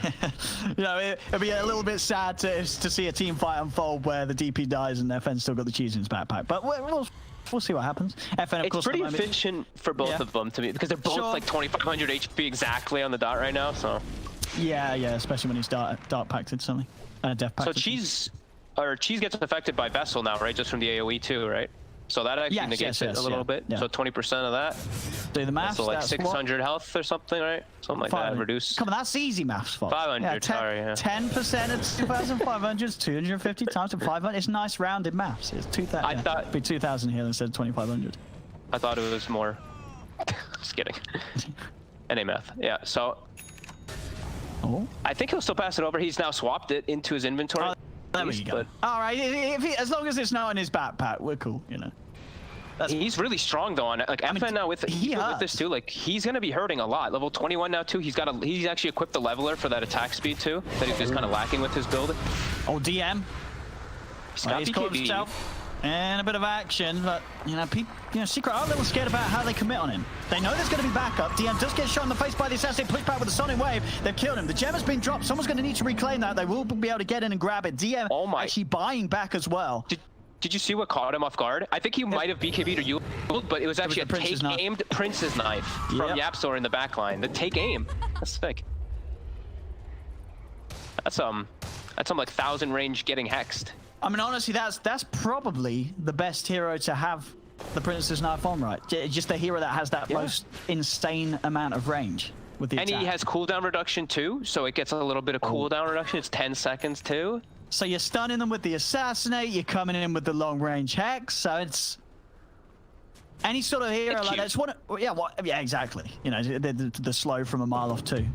Yeah. And that's why it kind of works as a support, right? Because theoretically, if you're on the sniper and you're that good with your positioning, you know, you're going to be able to get all your spells out, and it's going to be very hard for the enemy team to actually get to you and stop you before you've already thrown out all of your abilities. I mean, I'll be honest, I've seen Sniper lose a lot of matchups when he's core, but I've been seeing him win quite a bit when he's support. Maybe this is what he was meant for. Very true. Worthy tribute. 40 minutes. Let me take a look at neutral items that we've got actually too, because we are starting to hit those points so we get the bigger ones. All right, so we have like we said, Prince Knife, Havoc Hammer, Flicker, and Magic Lamp, Leveler, Spell Prism, Havoc Hammer, and Flicker on the other side. Yeah, that Spell Prism's juicy. That is nice on the DP. That's probably the best one to find here at this stage. And 20% cooldown is... I mean, again, some neutral items just feel amazing on certain heroes, and that's definitely one of them. And how they go with the smoke. I mean, Secret are a little split up, so VPP, if they find a jump here... They know they have to play around this Roche area, because Roche is up. They're in. Nisha's out. Going for the Yule setup. Arena's down, but Nisha's able to put the BKB before the spear follow-up comes into play. Burning Army is down. DM pots the BKB, but the Sonic Wave from Zai will clip him. Jump from Minor, gets the Overgrowth Hounds. The three of them Epic Kids in the middle of it all with the Exorcism. The BKB popped by Matsu, gets another slide of fish, chains down to Ina, but Nisha, he's mounting. Save with the focus fires, bringing him down. Nisha will fall. They have lost 2 on VPP. This is a 2-for-1 at the moment. Zai, Matsu, and Puppy still eyeing up the best way to get into this, but Epic Kid still got the ghost going. Secret a little hesitant on trying to jump in for more, as they have lost Nisha, and as we talked about, Nisha is their incredibly tanky frontliner, but in that moment, versus Pro-Prodigy, they were able to take him down, and Secret could not save him.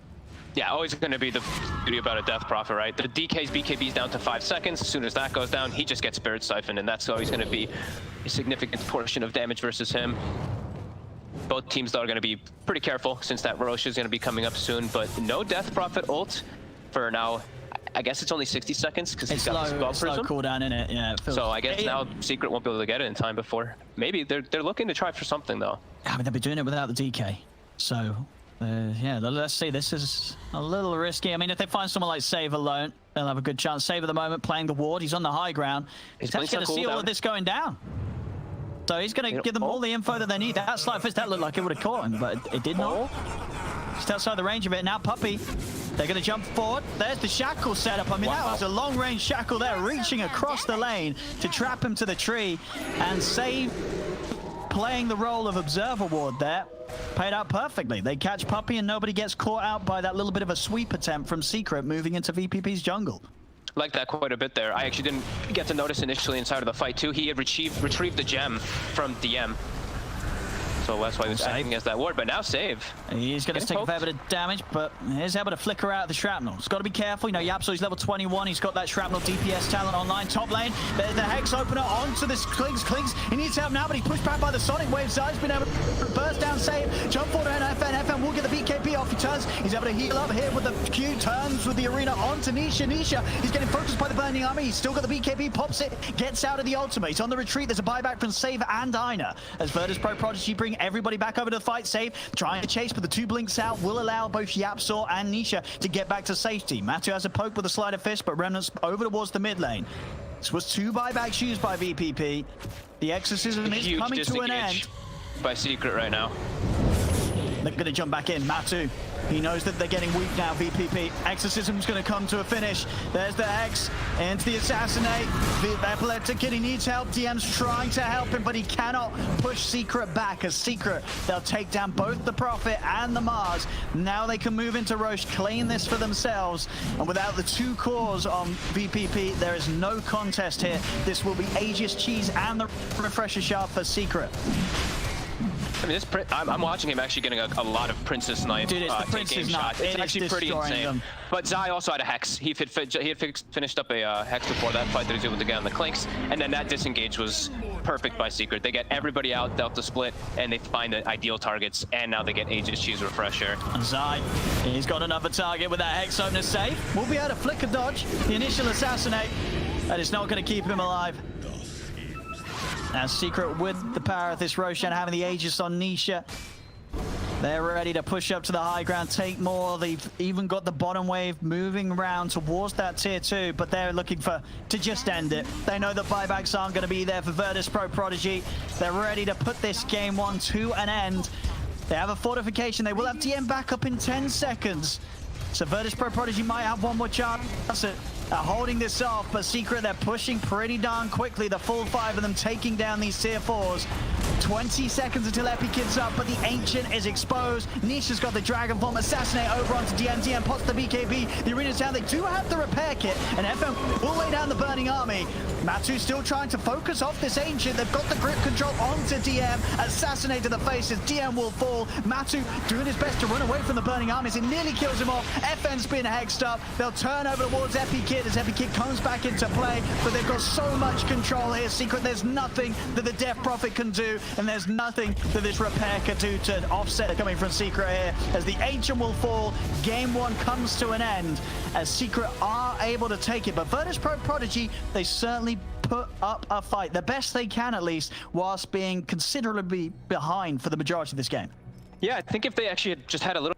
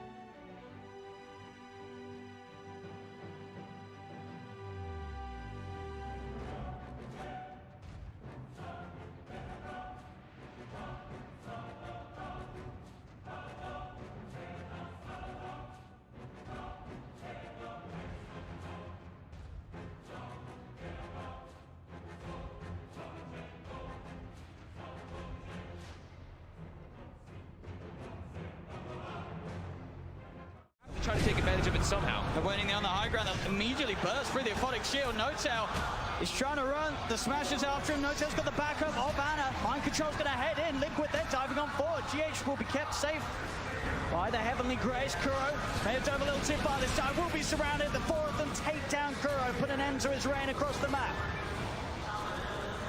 As OG responding in their numbers now in that middle lane. They won't let Liquid get away with this any longer. They still, OG has a very strong way to fight, even in the early game. Even if they do have a greedy IO pick, it's what it provides you, especially when you have a Gyro. Gyro is all about that early fight. Same thing with Tiny. And even Timbersaw, but Seb right now, we know he doesn't really want to show up except for the tower defenses. And he's also going to be matching that Chen, who's going to be an early mech. It's actually going to be a mech Timbersaw since they have IO. So this amount of sustain that could come out from OG pretty soon is going to be pretty hard for Liquid to deal with this. Seb, he actually jumps forward for GH. It goes deep. Weare's going to turn with a focus fire. Seb, of course, has got the max reactive armor. Thanks to that, Shackle won't latch. Seb, continue to back off. Chains out, back over the river. He's fine. Liquid will try and turn the rotation towards Thompson, but with N0tail by his side, they cannot dive up to the high ground. Seb holding them back. 5 Liquid heroes in the mid lane. Trying to brawl again at the same time as last game. It's 13 minutes in, and there's 9 heroes or 8 heroes positioned around this area. They want to go for N0tail, but he's got ulti. Miracle's going to continue to chase this under the Titu, and they will get it. Seb is trying to turn. The missile is out on the Kuro. Does Seb have the burst? Not quite. Magnetizes out, and Seb has to retreat. Shackle does latch. Liquid. They've got the lockdown. They've got the roll forward. The kickback. They'll crush him. Liquid. They're diving again. They got a bit of a flavor of how OG was playing in these last 2 games, and they're saying we could do it too. Thompson pops the cooldown. They won't go too crazy. They'll let him live. They don't want to dive up towards the tier 3. They know TPs are coming in. They have to make sure they're hitting the tower because the side lanes are being split pushed. Ana as well as Jerax are actually pressuring these other 2 towers. And they're not even going to get this one here. It's down into deny range. OG might just be able to deny that mid tower if they choose to do so. Liquid with an overzealous dive there, not losing anybody, but the side lanes giving a lot to that Tiny as well as that IO.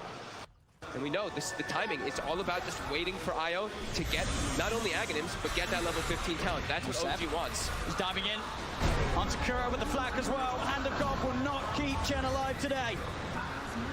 GH will not get TP'd out. Jerax actually TP's in and gets the toss up at the exact timing. And OG's actually not done, as they are still hunting for action. Miracle the focus. Thompson's got a DD. A power shot does come out. Lands on Thompson. A bit too aggressive there from Thompson. I'll throw down the call down just to clear the The Shackle actually reaches across the trees, but N0tail. He's there with a shield. Thompson goes for the TP out. The focus fire to the damage. It's not enough. Right. Thompson save. A spray on the way out. Thompson will escape. Liquid, it's 9-6 in their favor, but the net worth difference, it's pretty much even. As you say, sure, Liquid, they are bringing the aggression, finding the kills, but space is being given to those important members of OG. Yeah, especially Ana. Halfway to that Aghanims already. Level 11 finished up. He's got the Spirits applied slow, so he can fight as soon as he has that Aghanims, of course, with the talent, but the big one is that 15, that extra Spirit hero damage that does come out.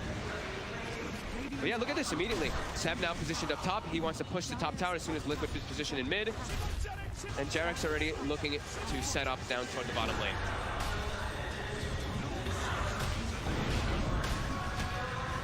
Liquid have to just get these towers. Have to get some type of map advantage here.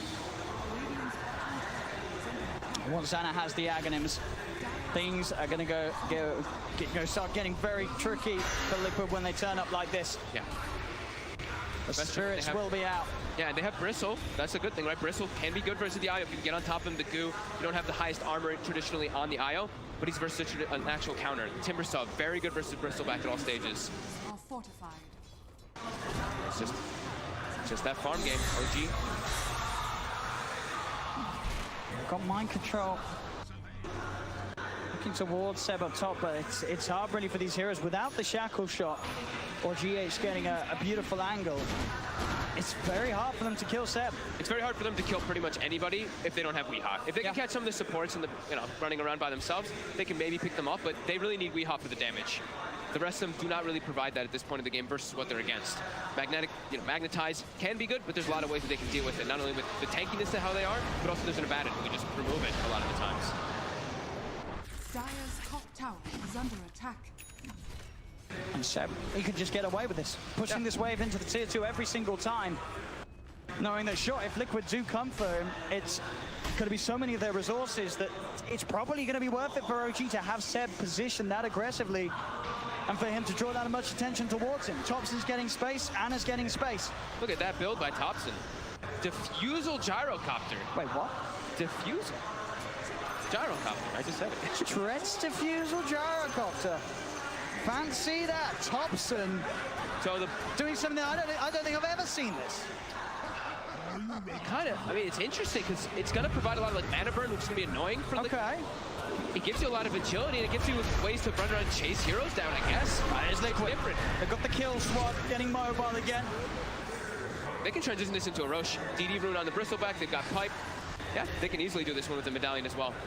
However, OG, they know what's going on. They can look to contest this as well. As do they have the Aghanims finished up? It's almost there for Ana. And they're pinging it. They seem, now they're aware of it, but it looks like it's almost too low for them to contest with all this minus armor. As Liquid will get away with this one. And let's see what they can do with it. Aegis, Pipe, they have those early tools to start making moves. Start looking towards some of these tier 2 towers. Ags is complete now on the IO. So Ags IO finished, and we're about to hit 20 minutes. So I'm assuming that OG's gonna buy the tome, give it to that IO so he gets the extra spirit damage. Liquid, they gotta group up and try to get something big here. They gotta catch out these backlines heroes. They really have to get on top of the IO with a nice shackle shot for We Got to focus fire him. They have to control and stun the IO. Hunting for Anna. Won't quite find, but definitely, yeah, thinking about it, this diffusal blade, I see what you mean. It does make sense, right? There is, you look at what Miracle and Mind Control in particular, they're completely dependent on their mana. And they're dependent on the fights being drawn out, right? Yeah. They revel in situations where the fight continues. And sure, they can't kill them quickly necessarily, OG, but Topson, he can burn, he's going to take their mana away, and they're going to be essentially sort of these useless, tanky targets on the front that OG can then ignore and look for the more volatile kills. And he's acting as this like super frontliner. And Bristleback is a hero that if you don't have mana, you don't have damage. So if he's just going to be burning the Bristle, I can see it. You know, I can see it. And he's super farmed, and look how tanky he is. 2,000 HP on the gyro. There's going to be an MKB finish now for Weehaw, so his damage is going to be very high as Seb's getting slowed down. He's got greaves available, but he's getting burst. I mean, they're bringing him low. He's got the shield. Now they'll be able to turn. Cooldown's dropped down by Topson. And here we have it. Miracle. His mana's gone. He's able to pop the stick, get it a fair bit of it back, and he's able to head back in, pushing OG back behind the racks. They're getting a good amount of damage onto this tier 3 tower. Liquid. They push on IO. That spirit hero damage is there now. Ana gonna join the fray finally. There we have it. Miracle's mana. It's pretty much entirely gone by Topson's focus. To look towards GH. He can't get out. There's no mana. GH. He's dead. And now OG, they have that numbers advantage for this defense. They'll try and change the ball. Topson, the rocket barrage brings Miracle down. There's the shackle turnaround. They're looking for Jarex. Jarex backing away. Topson focusing Miracle. Miracle's still out of mana because of this diffusion. Jarex, he's able to cover. The GA is out. We all will fall though. The magic damage is there for Topson. Miracle's trying to run. Another stick charge pop, but Jarex can shut him off. In fact, Jarex, he's ready to try and look for more potentially. There's only the once. Topson, he's on top of Kuro. Another cooldown there. The toss back into the combo. Jarex has the control. They're all getting picked apart as Mind Control falls. Miracle is surrounded, and they're all able to get this as well. OG, they will hold. And they're even taunting. They toss him to the dragon. Holy crap. Topson, the diffusal is absolutely working for all their mana. But I don't think anyone would have expected to see Gyro, the deciding game. The diffusal blade Gyro, it is perfect for this point of the match. He just did an insane amount of damage, frontlines the entire time, and then Ana just has free reign to get all that spirit hero damage, and it's back completely the other way, and it feels like the control is just gone for them. What do you do? When your mana's gone, what do you do? Oh my god. OG starting to take over the game completely here. Showing new ways to play the game at this incredibly late moment in the tournament. And now Topson has an Aghanims as well, so not only is his regular hits going to be proccing that... yeah, he's going to be burning a lot of mana. And they're just moving into the base now, OG. They're pushing in, Flag starts to force the quit back, they'll focus Miracle. Miracle He'll get himself out and away. The missile is out. They're trying to put the heels to save him, but Miracle's dead. Jax is in with the combo. They'll bring down GH. GH has buyback. He'll buy back immediately. Weehar's going to be back up in 5. Fortification is part, but OG, they're not going away. They're too healthy. They still have Greaves available for Seb as well this whole time. They're pretty, No-Tail's kind of low, but once they pop those Greaves, everyone's going to be topped off. A tier 3's going down. 22 minutes again, and in a match where it looked like Liquid had the pace to maybe bring something different, but we're back to the same place that we were in Game 2 and Game 3. There's no stones for GH. He can't contribute anything. There's no magnetize either. They're just taking this rack. It's gone. They cannot get close to hold this. As OG, we'll see what the plan is next. They'll back off. They're happy with that. Why not? They can back up, clean up strikes. But I think if Liquid chases out, OG can definitely just turn and look for the fight. They have no cooldowns that they're waiting on. Everything is available for them. And they're just so farmed right now at this point in the game that Liquid, they're walking out together. But like I was mentioning before, there's one stone on GH, and that is it. So his team fight potential, and he's pretty much the only team fighter on the side of Liquid right now. It's just not there. And OG's ready to go back. And again, Jackson with the wrap around the combo down onto Mind Control. The cooldown's there. Liquid have to back off. Again, Mind Control's mana pretty much got. He's able to pop the stick, get the GA off at least. Can they fight for the duration of it though? They're getting towards Seb. Wheels apart. Seb's back pretty much up to full. Jackson with another combo onto We Are stunned up. We Are dead. Miracle's the new focus. The missile follows through. OG pushing Liquid back to the base. Mind Control out about the top. So with his diffuser blade, picking them apart. Roll forward for GH for Seb. Cuts him down. Double kill. They're pushing on OG. Liquid getting forced back to the base. And Liquid have nothing. They have nothing to offer them. They're just giving, look at this, they're driving Fountain and TI Finals. They want Kuroki in the Fountain as well. They're going to get it, they're chasing Miracle as well.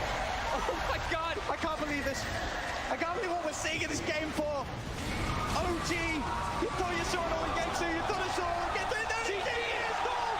OG, You have to try to take advantage of it somehow. they're waiting there on the high ground, that immediately burst through the Aphotic Shield. No-Tail is trying to run, the Smash is after him, No-Tail's got the backup of Anna. Mind Control's going to head in, Liquid, they're diving on forward. GH will be kept safe by the Heavenly Grace. Kuro may have done a little tip by this time, will be surrounded. The 4 of them take down Kuro, put an end to his reign across the map. As OG responding in their numbers now in that middle lane, they won't let Liquid get away with this any longer. They still, OG has a very strong way to fight, even in the early game. Even if they do have a greedy IO pick, it's what it provides you, especially when you have a Gyro. Gyro is all about that early fights, same thing with Tiny. And even Timbersaw, but Seb right now, we know he doesn't really want to show up except for the tower defenses. And he's also going to be matching that Chen, who's going to be an early mech. It's actually going to be a mech Timbersaw since they have IO. So this amount of sustain that could come out from OG pretty soon is going to be pretty hard for Liquid to deal with this. Seb, he actually jumps forward for GH. It goes deep. Weehar's going to turn with a focus fire. Seb, of course, has got the max reactive armor. Thanks to that, Shackle won't latch. Seb, continue to back off. Chains out, back over the river. He's fine. Liquid will try and turn their attention towards Toxin, but with No-Tail by his side, they cannot dive up to the high ground. Seb holding them back. 5 Liquid heroes in the mid lane, trying to brawl again at the same time as last game. It's 13 minutes in, and there's 9 heroes, or 8 heroes positioned around this area. They want to go for No-Tail, but he's got ulti. Miracle's going to continue to chase this under the Titu, and they will get it. Seb is trying to turn. The missile is out onto Kuro. Does Seb have the burst? Not quite. Magnetizes out, and Seb has to retreat. Shackle does latch Liquid. They've got the lockdown. They've got the roll forward. The kickback. They'll crush him. Liquid. They're diving again. They want top. They got a bit of a flavor of how OG was playing in these last 2 games, and they're saying we could do it too. Thompson pops the cooldown. They won't go too crazy. They'll let him live. They don't want to dive up towards the tier 3. They know TPs are coming in. They have to make sure they're hitting. There's like a government mandated maximum on the price. Okay. But we don't know how to get helium out of the atmosphere. Like it's there a little bit, but we can't get it. Eventually, we'll get there. Eventually, like the internet. The problem, guys, you'll never be able to make your voice high pitched again. Tesla needs to stop working on Dota AI, work more on helium. Yeah, less on robots, less on technology, more on helium. Given these. You're just gonna play them the whole time, aren't you, Carl? Like a little child. I'm very simple. We know. We've seen it. I got completely lost. my iPad broke, but I fixed it. Okay. We're good. Come on, it's the grand final. How are you still breaking the iPad? We've had 3 weeks of this now, you know? You want it to be fixed? Yeah, give it Or to you Liz. did He got it. I handled it. Thank you very much. He's got it. I'm a grown-up. He's I solve my own adapting. problems nowadays. Lizard is technically capable on all of this stuff. It's fine. We're trusting you with it. Lizard did help me the other day, though. Oh, why? What happened? Again, you broke it. Huh? You break it again. He's No. talking about something else, probably. You can see the smirk. No, you gotta say this now. No, nothing. We're gonna Oh, draft definitely back. not Come on, secret. back. You Keep things don't under want control. it sad, man. Do you want your birthday ruined? That's the question. No, There definitely you want it go. ruined. So just let's go over to the I've got the draft. dream. I've got a grand final, my first Dota event. I've got you two lovely lads, you know. The production thinks that the viewers want more QoP close-ups. They really just want a slow pan onto Lizard's face. Yeah, exactly. Who wouldn't want to have a slow pan on Really? Lizard's face? They don't want co-op? No, we all want you, Liz. That's Nah, why. I don't think so. Co-op. You know, I keep telling you this, right? Every time I'm not on, I want you're on a Mars, panel. man. I just come into Twitch chat and just type in Big Liz. I'm Everyone your wants biggest Mars. fan. Close up on Mars, slowly as he's On dancing. Mars. Yeah, that's the play. That's a sight for sore eyes, for sure. Right, what went through? That Prophet, DK, your Shadow Demon. All right. Secret were actually the ones that banned out Rubik, interesting enough. VP.Prodigy did pick it twice versus them. Yep, first pick Besides, as well. besides those 2 games, they have a couple of pretty good performances on that Rubik, so they ban it out. And you know what? It's probably Yabzor saying, ban the Rubik, so the team has bigger chances of perhaps getting that sniper or an invoker position for or something like that. 5 seconds. I just love that Carl's still sat here with his balloons, smiling away. You look Not so every day you happy. get balloons. You should treasure it. You don't know. Now, we had There's the a- Earth Shaker before from Secret, didn't we, last time around? Yeah, we did. We did. There's a really ominous quote. I wonder how many things I've already done for the last time. That makes me just get Ooh. all like up in my feelings. Oh, yeah. And there's also the one day your parents picked you up and put you down for the last and never picked you back up again.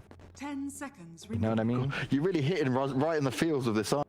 Yeah. Especially as I'm just getting older, it's just making Exactly, this worse. dude. Now you got me all messed up. It's not even my birthday. We're all messed up now. You just ruined it for What are Twitch you as doing well. to us, man? Come on. I'm sorry. It's his fault. It's his fault. Why are you looking It's at your me? birthday, though. This is why, This is why I think too much. We got to get into the game. Yeah. Earthshaker, the secret special, they've banned Rubik themselves, so you already know it's a good pickup with Weaver. So you can see why they banned Rubik if you put this much value on these 2 heroes, Yeah. because they are a Rubik's dream to play up against. It's Not gonna allow probably that. 5 seconds remaining. pretty much planned out strategy with that Rubik ban. Very insightful, yes. Team The question is, all right, Centaur Shadow Demon. The question wasn't really that long. It's this is something we've seen a million times so far.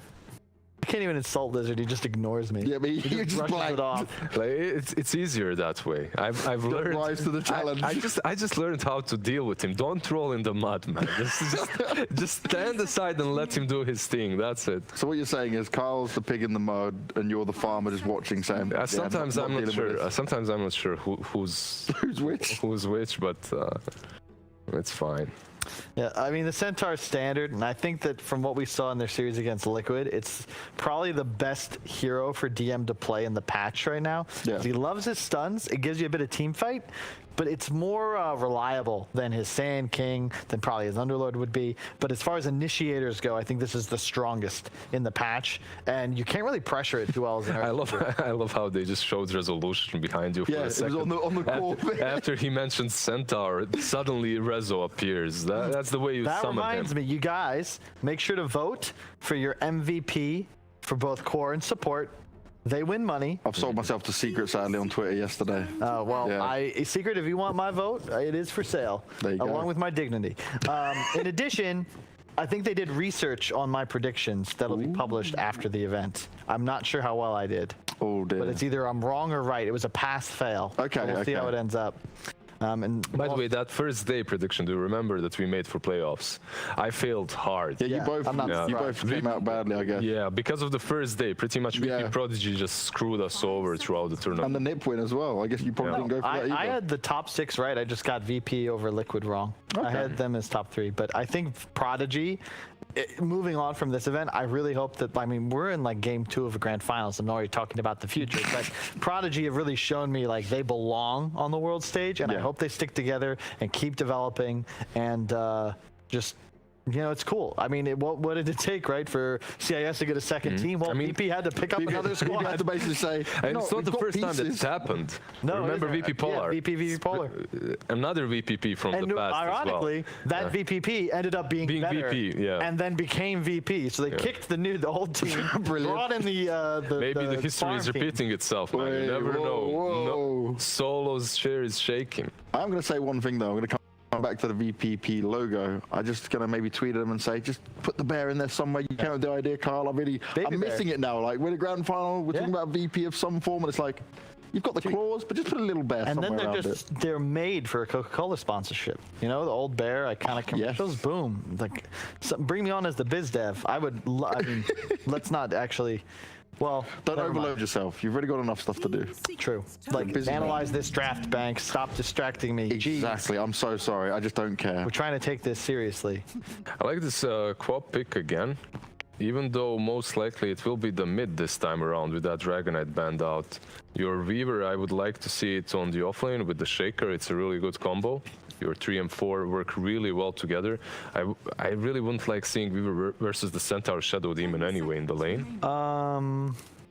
Do you have something to say, Kyle? I honestly was thinking that entire time about whether or not I would throw these balloons at Banks. I decided not to. So I heard absolutely nothing about what you said, but I'll assume it was something about Quap.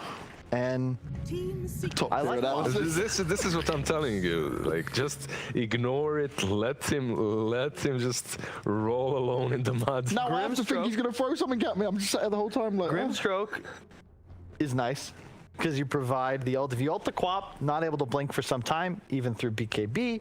In addition, it's really nice. The Shadow Demon, you have that double purge factor. I love the Also combo BKB with Centaur though, like the jump in, stun with the Inkswell. Look, I'm Nice. actually because I wish he listened to me the same way I listened to him. I know. See, look, Liz, you're trying to be a professional. You got your notes and everything with you. Notes here, have my books, playing so with many balloons. notes inside, and here he is playing with his balloons. Shame on you. I love it. You get so much from Kyle and just his facial expressions. He doesn't actually need to say anything. Radiant team pick. You keep it going. There we go. I've been waiting for this.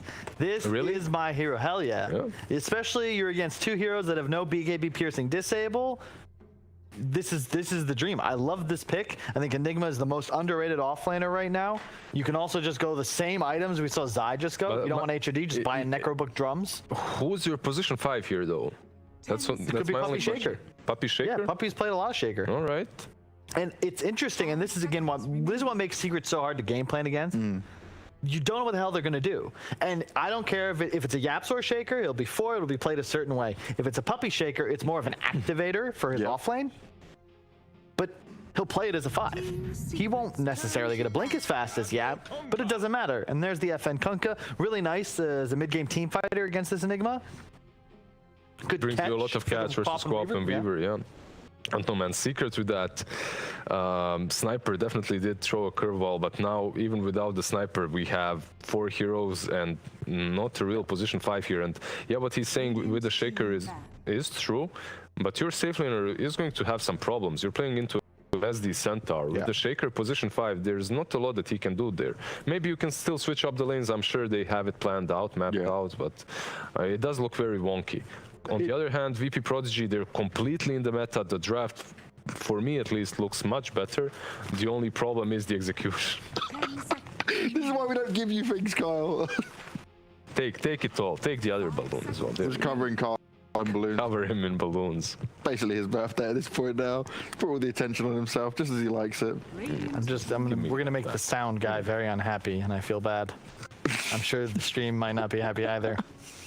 Especially, no, it doesn't matter. Let's talk about the dotes. The like and ban. I like it. We talked about it before. If Secret get this easy way to just kill structures, you're putting yourselves in a hole when you try to beat them. In addition, 10 seconds remaining. Lizard, can you please? In addition, Just talk. in addition, I'm pausing. Break down the game. Oh, it's all falling apart, lads. What's going on? We got all this wave for 3 weeks. It was heaven. We had these great panels, and then all of a sudden, the balloons are getting It's to the his last set. series. Child. Throw a curveball at me. The Riki ban from Secret makes sense. You talk about the Grimstroke with Centaur, it's even better with the Riki, and that is a And you're not getting killer. that Riki for sure because you're playing into the Centaur as well. It just crushes you in the laning stage.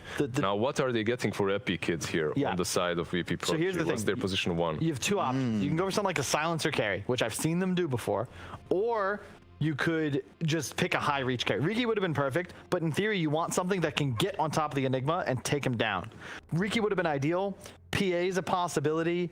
You have these illusion cores, but they're quite weak against Enigma. I believe, yes, Secret in first phase. We do really want to see Elepticid back on that. It was so good. All right. That works too. Okay. This is something though, like if you remember what he was talking about earlier, it's these cooldowns, right? And Faceless Void is one of those heroes that has a really long one. And their damage in Chrono is very limited as well. Very, very limited. You do have ways to now catch all of these heroes. You have a BKB piercing ability as well, so that black hole will never be the true win condition versus the Void. I was wrong. So they did not ban the Monkey, but you can't pick Monkey King into Enigma because if you ever pulse on the trees, pulse, and also you just ult him. Now with the Void, you at least have this like, I haven't seen a CK the whole tournament, but this is We've had one actually. This is the game for a CK. You just dumpster Void SD. We've had one CK, right? It was versus Morphling. Who played that Morphling? I think it was Alliance. Who played? I'm not quite certain. Wait, is it support CK or core CK? Who the hell knows? Like, look at these 5 heroes. It's secret. Like, who's playing what? Yapsor could be Enigma. Zai could be Enigma on the offlane. Same goes for the Weaver. We should have just a segment for the draft of where will Secret go no next? idea. No idea. I've got to lean Secret just because I love the way their heroes stack up on paper, and I think that when you have no answer to just, hey, I'm going to BKB Black Hole the Void, it's tough because your win condition is just neutered as soon as that item's selected. Secret also have more but you have ways You have ways of dealing with the BKB Black Hole. You have Shadow Demon with Disruption on one side, and then for that Chronosphere on the other, you have Weaver with a possible Agonist. So you have 2 saves on both of these sides, yet alone the Stampede as well, the boat that minimizes the damage in the Black Hole. It doesn't look that apparent to me that Secret have an edge.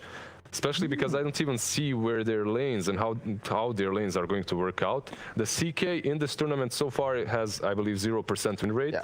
And didn't look that great. I actually think this is a wonkier draft than one that had support sniper in it, for reference. Just saying something. And I like what they've got, but yeah, VP.Prodigy, they're in their comfort zone. I think FN Kunkka is one of the best player-hero combinations we've seen so far at this event. But I'm a huge believer in Enigma and Weaver and Quap right now. They also have the Earthshaker. Think about VP.Prodigy trying to take an engagement. If you don't burst that initial target down, it's just not going to die. There's so much counterplay. And late game, Weaver Ags is just a straight up You don't even have to go for that Enigma with Blink. You can just go full utility. Helm of Dominator, Greaves, right? Then the Axe from the Weaver. So the game has started. We are going to go get into it, but give me your thoughts. Just give me a name, guys. Kyle, starting with you. Secret's playing too well to ever not choose, no matter the draft. Secret's playing too well, I completely agree. But if there is a game for VP.Prodigy to take, I think it should be this one. They're in their comfort zone. The heroes are strong. I'll go with them.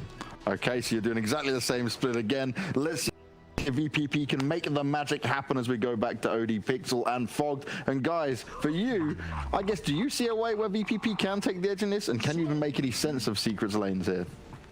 I mean, that really is the thing. Again, it's another crazy draft from Secret. I mean, Fogged, you know, you sort of take the lead here. What do you see coming out of this one? I feel there's just so much to talk about from these 2 lineups already. Yeah, I feel like this is just like that last pick is just a puppy adaptation. You see the Void and immediately you're like, I don't want to play Weaver Core. I'm sure nobody wants to play Weaver Core when you see that versus all this stun and lockdown and just ways to control the Weaver. So they just swap it, right? They are going to end up making it a 4 or 5 Weaver, and it's going to be a 5 this time. Yapsor's playing this Earthshaker, and then the lanes don't, I mean, then it looks a little bit more normal. Sure, Weaver as a 5 is definitely a little weird, but doesn't look that outside of the box when you know, when you understand why they did it because of that Void pick and that Kunkka and all that disable. But VP.Prodigy, they've got a strong draft. I definitely like what they've got going here. Only thing I'm seeing is a little bit lack of damage in the Chrono, like the panel was mentioning, but I haven't seen Void Grimstroke together. I'm kind of curious to see like how much they can set up their Ink Swallows with that little time walk cheekiness. No, yeah, for sure. I mean, this is going to be a lane where I feel like Zai's got to be a little careful. You know, once there's a level or two in the Stroke of Fate and the Ink Swell, these two heroes can play very aggressive into the Enigma. But of course, if this lane gets hard, you know, Zai can always step back with the Eidolons, move through the jungle, give Yapsor a bit of the lane to get some levels. So we'll see how Secret do play this bottom lane. But obviously, as I said at the start, Zai taking the offlane Enigma down here, backed up by Yapsor's Shaker. The other lane setups, top lane, you're going to have Matu on the CK, supported by Puppy's Weaver against DM, Centaur, and Save on his Shadow Demon. And yeah, Courier. Matchup. He's got it. Puppy, he's almost able to get it. Yapsor gets the bottom one. They do. They take down Ines, and that did have the backup mana for him. So he's going to be out without a Clarity or a Mango, just relying on that Sage's Mask mana regen for any early plays that he wants to go for in this first minute. So bottom lane, like you're mentioning, I feel like this is just Zai's going to just be able to farm and just make epileptic kids a little life sad, pretty much, just denying all those creeps. While Yapsor, I feel like his job is just don't let them pull. Do not ever let them pull the lane back. Follow this Grimstroke around. Probably get like no experience pretty much on this Earthshaker, but if you don't allow him to pull, you're going to win this bottom lane pretty hard just from the denies. And looking at the mid lane matchup, is this a lane like as a Kunkka, do you sort of consider yourself tanky enough to not care too much about the harass from the Queen of Pain, or because you are a melee hero, you still do get beaten out by the Quap? Would you think in this one? You still get beaten out pretty hard. Yeah. You're gonna have to spend a lot of money on regen as the Kunkka, or you're gonna have to do like a cheeky X back for yourself to reset your HP. But I don't know, he's doing pretty well. All depends too if the Queen of Pain has a lane ward, which he does, so he's able to get those like high ground hits. Same thing for FN. Is he be able to see for the positioning for those? And yeah, he's doing really well right now. He's even trying to see if he can catch Nisha there with this Torrent. He is going to be able to get him, so some good damage onto Nisha. Nisha, of course, he doesn't have the Blink skill. He went for the 2 points as you would want to on the Shadow Strike, and it will actually pay off as Nisha falls incredibly low, but he's able to keep his distance, get the salve off, and again, have a favorable trade back towards FN there with the burst. Might be able to kill him. Getting very low, able to juke out the Torrent. This is going to be first blood for Nisha. Straight outplay there in the mid lane. As I say, he must have got down to like 10-20 HP with that turnaround with the salve, being able to keep the distance and take down FN in response. Yeah, 10 HP on the dot, right with that Tidebringer just about played his hand, and now he's actually, is he suicided to the tower? He's trying to. He's trying to. Oh, but he gets XP. He did. I mean, maybe Nisha's just that good that even when he tries to die, he can't die that quick.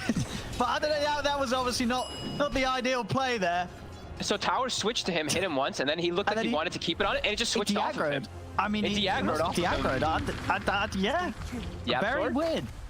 Bottom, he's able to snipe the Cur. He's a bit low now, but he's able to walk away. They actually were able to set up on Zai as well with that Ink Swell plus Time Walk aggression, and in the meantime also top. Yeah, may have the setup there. Well, Puppy's got to be very careful with his positioning.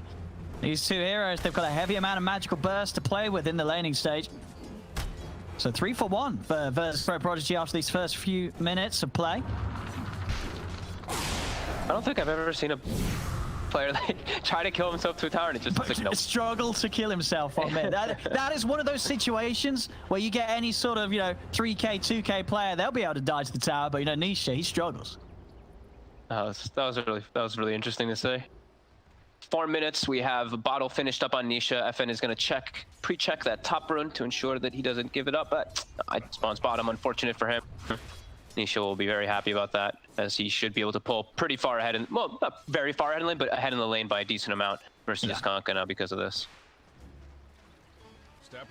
Matu is still farming just fine. I think pressuring CK is actually a really difficult task ever in most lanes because this, Chaos Strike is just an insane mechanic that you can just, hit people and you heal so much off of it. So sure, Puppy gets negated a little bit, but Matu's still able to farm just fine up there. He doesn't go for Quelling Blade either. He just goes for 2 straight bracers for that raw HP and some extra magic resist.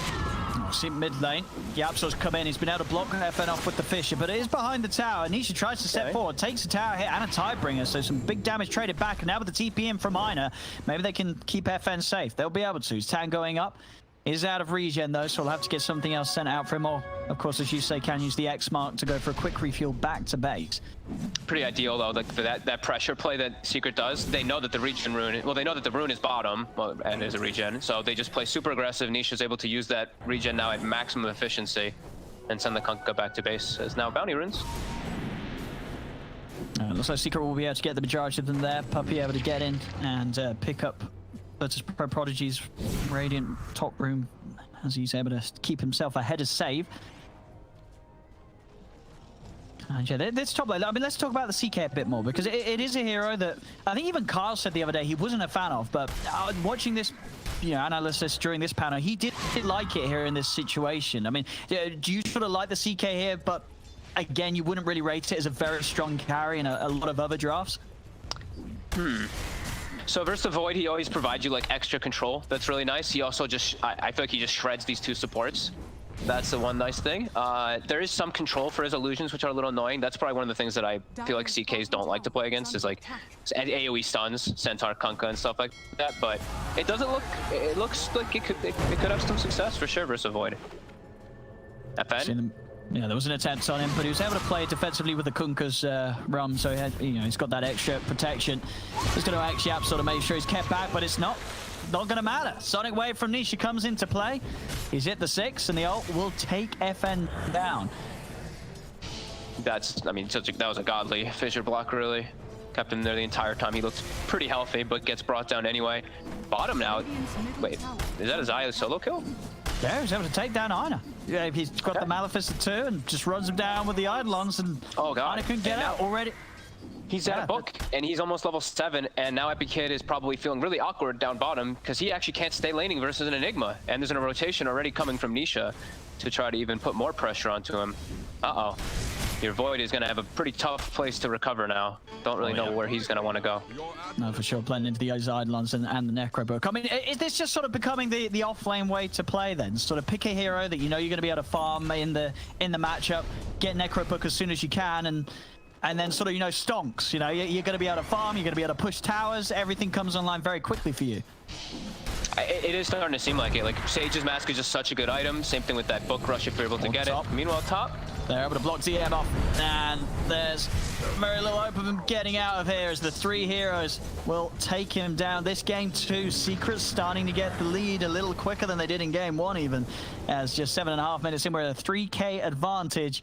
All the Secret's cores having some incredible free farm, and for as early as the game is at 7 minutes in, it's already a decent amount more than the cores of VP.Prodigy are having across the board here off the back of these lanes.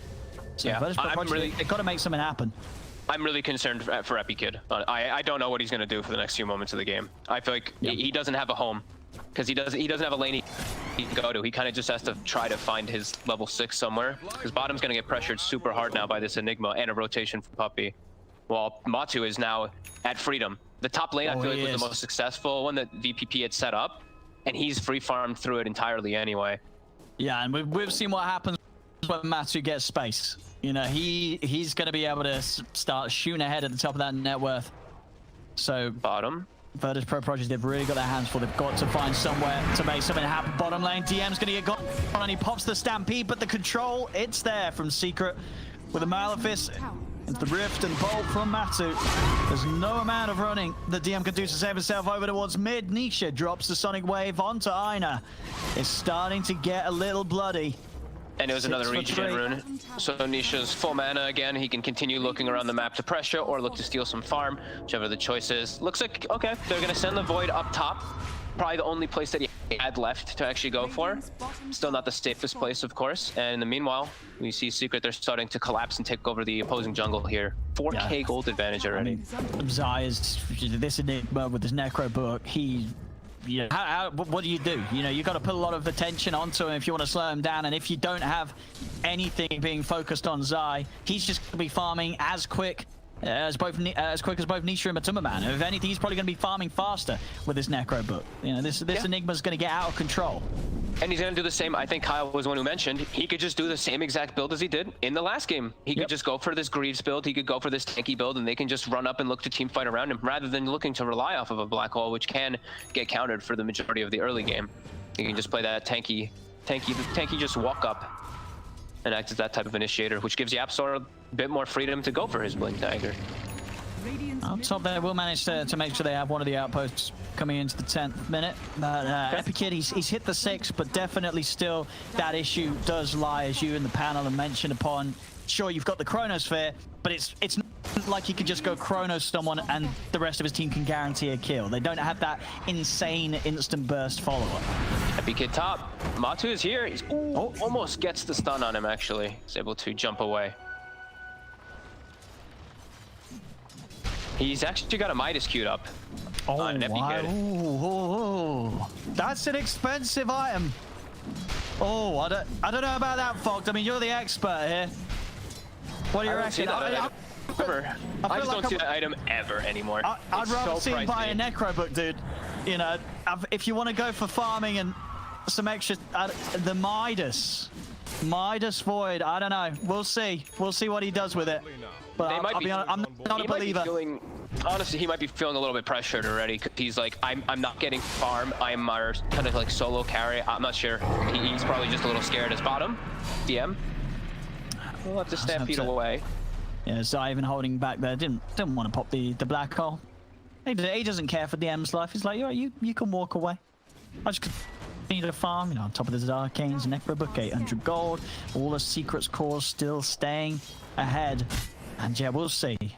So I'm always excited when we do see Voids do these sort of builds, but definitely more often than not, they have ended in tears.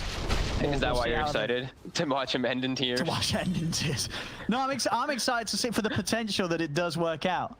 The potential that the Midas pays off. And I said nowadays, with how much a Midas costs and everything, the game's got to go pretty long for it to be a good investment. I mean, you can argue as much about, oh, it gives you the attack speed, but it's, yeah, sure, buddy. We'll see. We'll see. Radiant's middle tower. We will see indeed. Fight. They've got FN kind of locked in a weird spot here. He's gonna get the bow out. And he managed to stun him. Zai's gonna step forward. He's up, but he's straight into an Echo Slam. Oh, no! Oh, and a black hole follow-up too. Oh, dear. Oh no, and they YapzOr actually off the mark with a little bit with that enchanted totem, but don't time walk into that, Mr. Epileptic Kid. He almost had a godly chrono though. It was almost like a 3 or 4 man chrono trying to protect his Kunkka, but still. You know, I could have almost won a TI, you know, if you could still stretch some boundaries. Yeah. Oh no. Well, Secret's just starting to really run away with things. It's a 5-game series. We can't have a 2-0. We can't have a 2-0 here. It's not possible. It's not actually possible, so don't worry. Do not worry. I mean, yeah, that's very true. But this one's gonna be painful rough so far, though. Yeah. Matu now, I look at this like that was their time to get something in, and they literally just find the perfect target. They find FN in the river, and he gets fissure trapped, and they can't actually like do anything to protect him. Oof. Now Secret's gonna back up, and they're just gonna farm, right? They're just like, okay, we spent our cooldowns. The onus is on VPP to try to do something while these cooldowns are not at the ready, and I don't think VPP can really force any type of issue here. They're just gonna, Secret can just continue to force the bottom lane in and give so much information of that from Zai. I mean, we did see last game, you know, VPP, whilst being behind, they were good at that, right? They did identify these timings where they could actually find kills on Secret's heroes.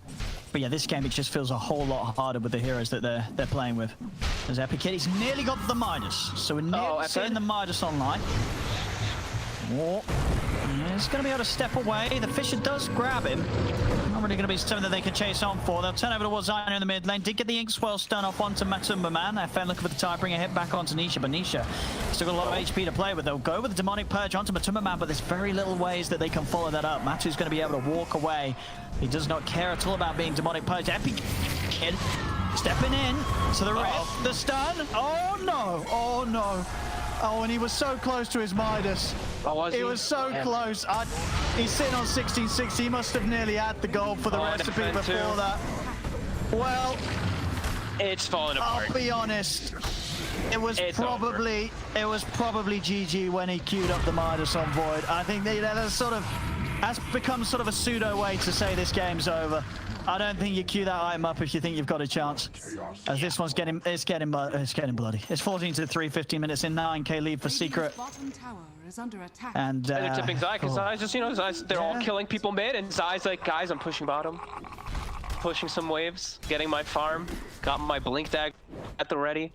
They're just, this is just them coasting now. They just snowballing out of control. VPP, they don't know how to recover at all. Like I'm seeing them, like everyone's just trying to farm desperately. I saw like Grimstroke hitting Mud Golem and stuff for the last few moments. Oh, that's not. Yeah, they're feeling the pressure. No, that's not. I mean, well, things gonna happen. So if Happy Kid gets the Midas and they hold on for about another 60 minutes, we could. You never know. Late game faces forward. If you can get there. Chronosphere, where's the counter? As they talked about before, there is actually a counter. They do have Aghanims on the Weaver potentially down the line. So, and it's also a CK with they have some limited damage inside that Chronosphere. This is a 2,440 HP CK already at the moment. That's quite a tanky core at 20 minutes. Actually, not even 20, 16 minutes. 16 minutes. But you know what? You never know. Last game, Prodigy, they were 10k down. They got some good fights going. They were able to push the game onto. How long was game on? About 45 minutes. There we go. The Midas is done. He's got his Midas. Okay. He was able to use it without dying, so this is a good start. It's a good start already. They do have DM also with like a blink dagger, but when I look at like the way that their damage comes out, like if let's say he blink stuns, and like what's their follow-up gonna be? Their follow-up really has to be the Kunkka and the boat and everything, and they need to have like everybody throw everything, and I don't feel like it's that much versus what Secret's acquired already, right? Like let's say the CK gets caught by it, he's probably just fine if he gets hit by all their spells. If they catch the Quap, a little bit of a different story, but it's just a little bit of limited damage now in comparison, because Secret's just crushed this early game now. Yeah. CP's coming on the bottom. They're hunting for DM. He has got the blink done. He'll go a little deeper. The bugs, they are going to find him in the trees. Have they got any TP cancel? They do. Nisha's got his yours. DM is going to be held behind. He has got a stampede if he wants to try and make a run for it, but he won't even attempt to do so. DM will fall. Back over towards the mid. Matu is going to have a bit of a fight against FN, but FN has got the boat and Torrent. They'll put a stop to Matu's attempts, but no, well, maybe it won't. Matu tries to put them back in. Epic Kid, he comes in with the Chrono though. Have they got the damage? It's getting Matu low, but then the block. He's in. He's got the three of them. The setup there for the fish, and Matu with the armor is going to be able to keep himself alive. VP.Prodigy get team wiped, and. I think they might be ready. I think they're pretty ready to call it. Yeah, they called it. Yeah, I mean, I think he only uses Midas once this game as well. I mean, but it's a 5-game series. Sometimes games like this happen against Secret. It's against Secret, right? That's what you're telling yourself at the moment. If you're VP.Prodigy, you're like, well, you know what? It's Team Secret. They're going to do this sometimes.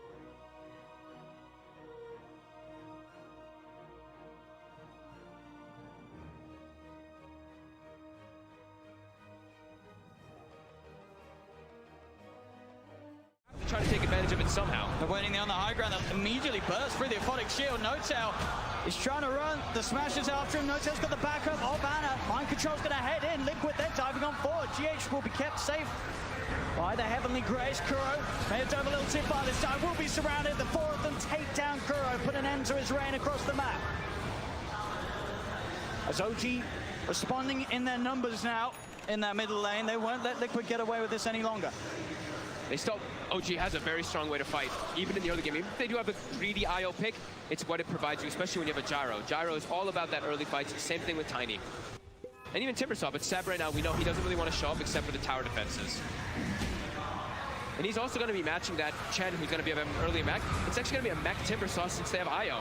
So this amount of sustain that could come out from OG pretty soon is going to be pretty hard for Liquid to deal with this. Seb, he actually jumps forward for GH. He goes deep. Weare's going to turn with the focus fire. Seb, of course, has got the max reactive armor. Thanks to that, Shackle won't latch. Seb, continue to back off. Chains out, back over the river. He's fine. Liquid will try and turn their attention towards Thompson, but with no tail by his side, they cannot dive up to the high ground. Seb holding them back. 5 Liquid heroes in the mid lane. Try to brawl again at the same time as last game. It's 13 minutes in, and there's 9 heroes or 8 heroes positioned around this area. They want to go for no tail, but he's got ulti. Miracle's going to continue to chase this under the Titu, and they will get it. Seb is trying to turn. The missile is out on the Kuro. Does Seb have the burst? Not quite. Magnetizes out, and Seb has to retreat. Shackle does latch. Liquid. They've got the lockdown. They've got the roll for the kickback. They'll crush him. Liquid. They're diving again. Top. They've got a bit of a flavor of how OG was playing in these last 2 games, and they're saying we can do it too. Thompson pops the cooldown. They won't go too crazy. They'll let him live. They don't want to dive up towards the tier 3. They know TPs are coming in. They have to make sure they're hitting the tower because the side lanes are being split pushed. Ana as well as Jerax are actually pressuring these other 2 towers. They're not even going to get this one here. It's down into deny range. OG might be able to deny that mid tower if they choose to do so. Liquid with an overzealous dive there, not losing anybody, but the side lanes giving a lot to that Tiny as well as that IO. And we know the timing, it's all about just waiting for IO to get not only Aghanims, but get that level 15 talent. That's what OG wants. He's diving in. Onto Kuro with the flak as well. Hand of God will not keep Chen alive today.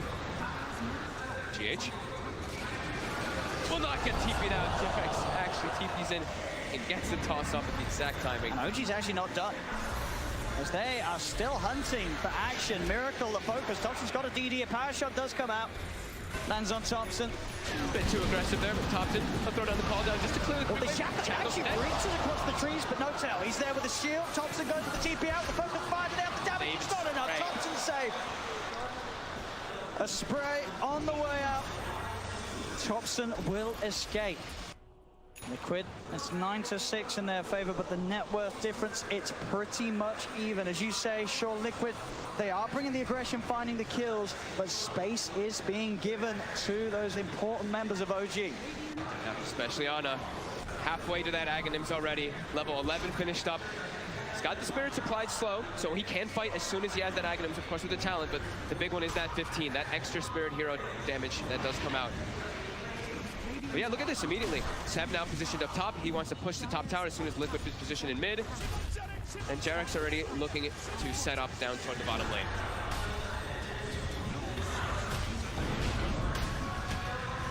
Liquid have to just get these towers. Have to get some type of map advantage here.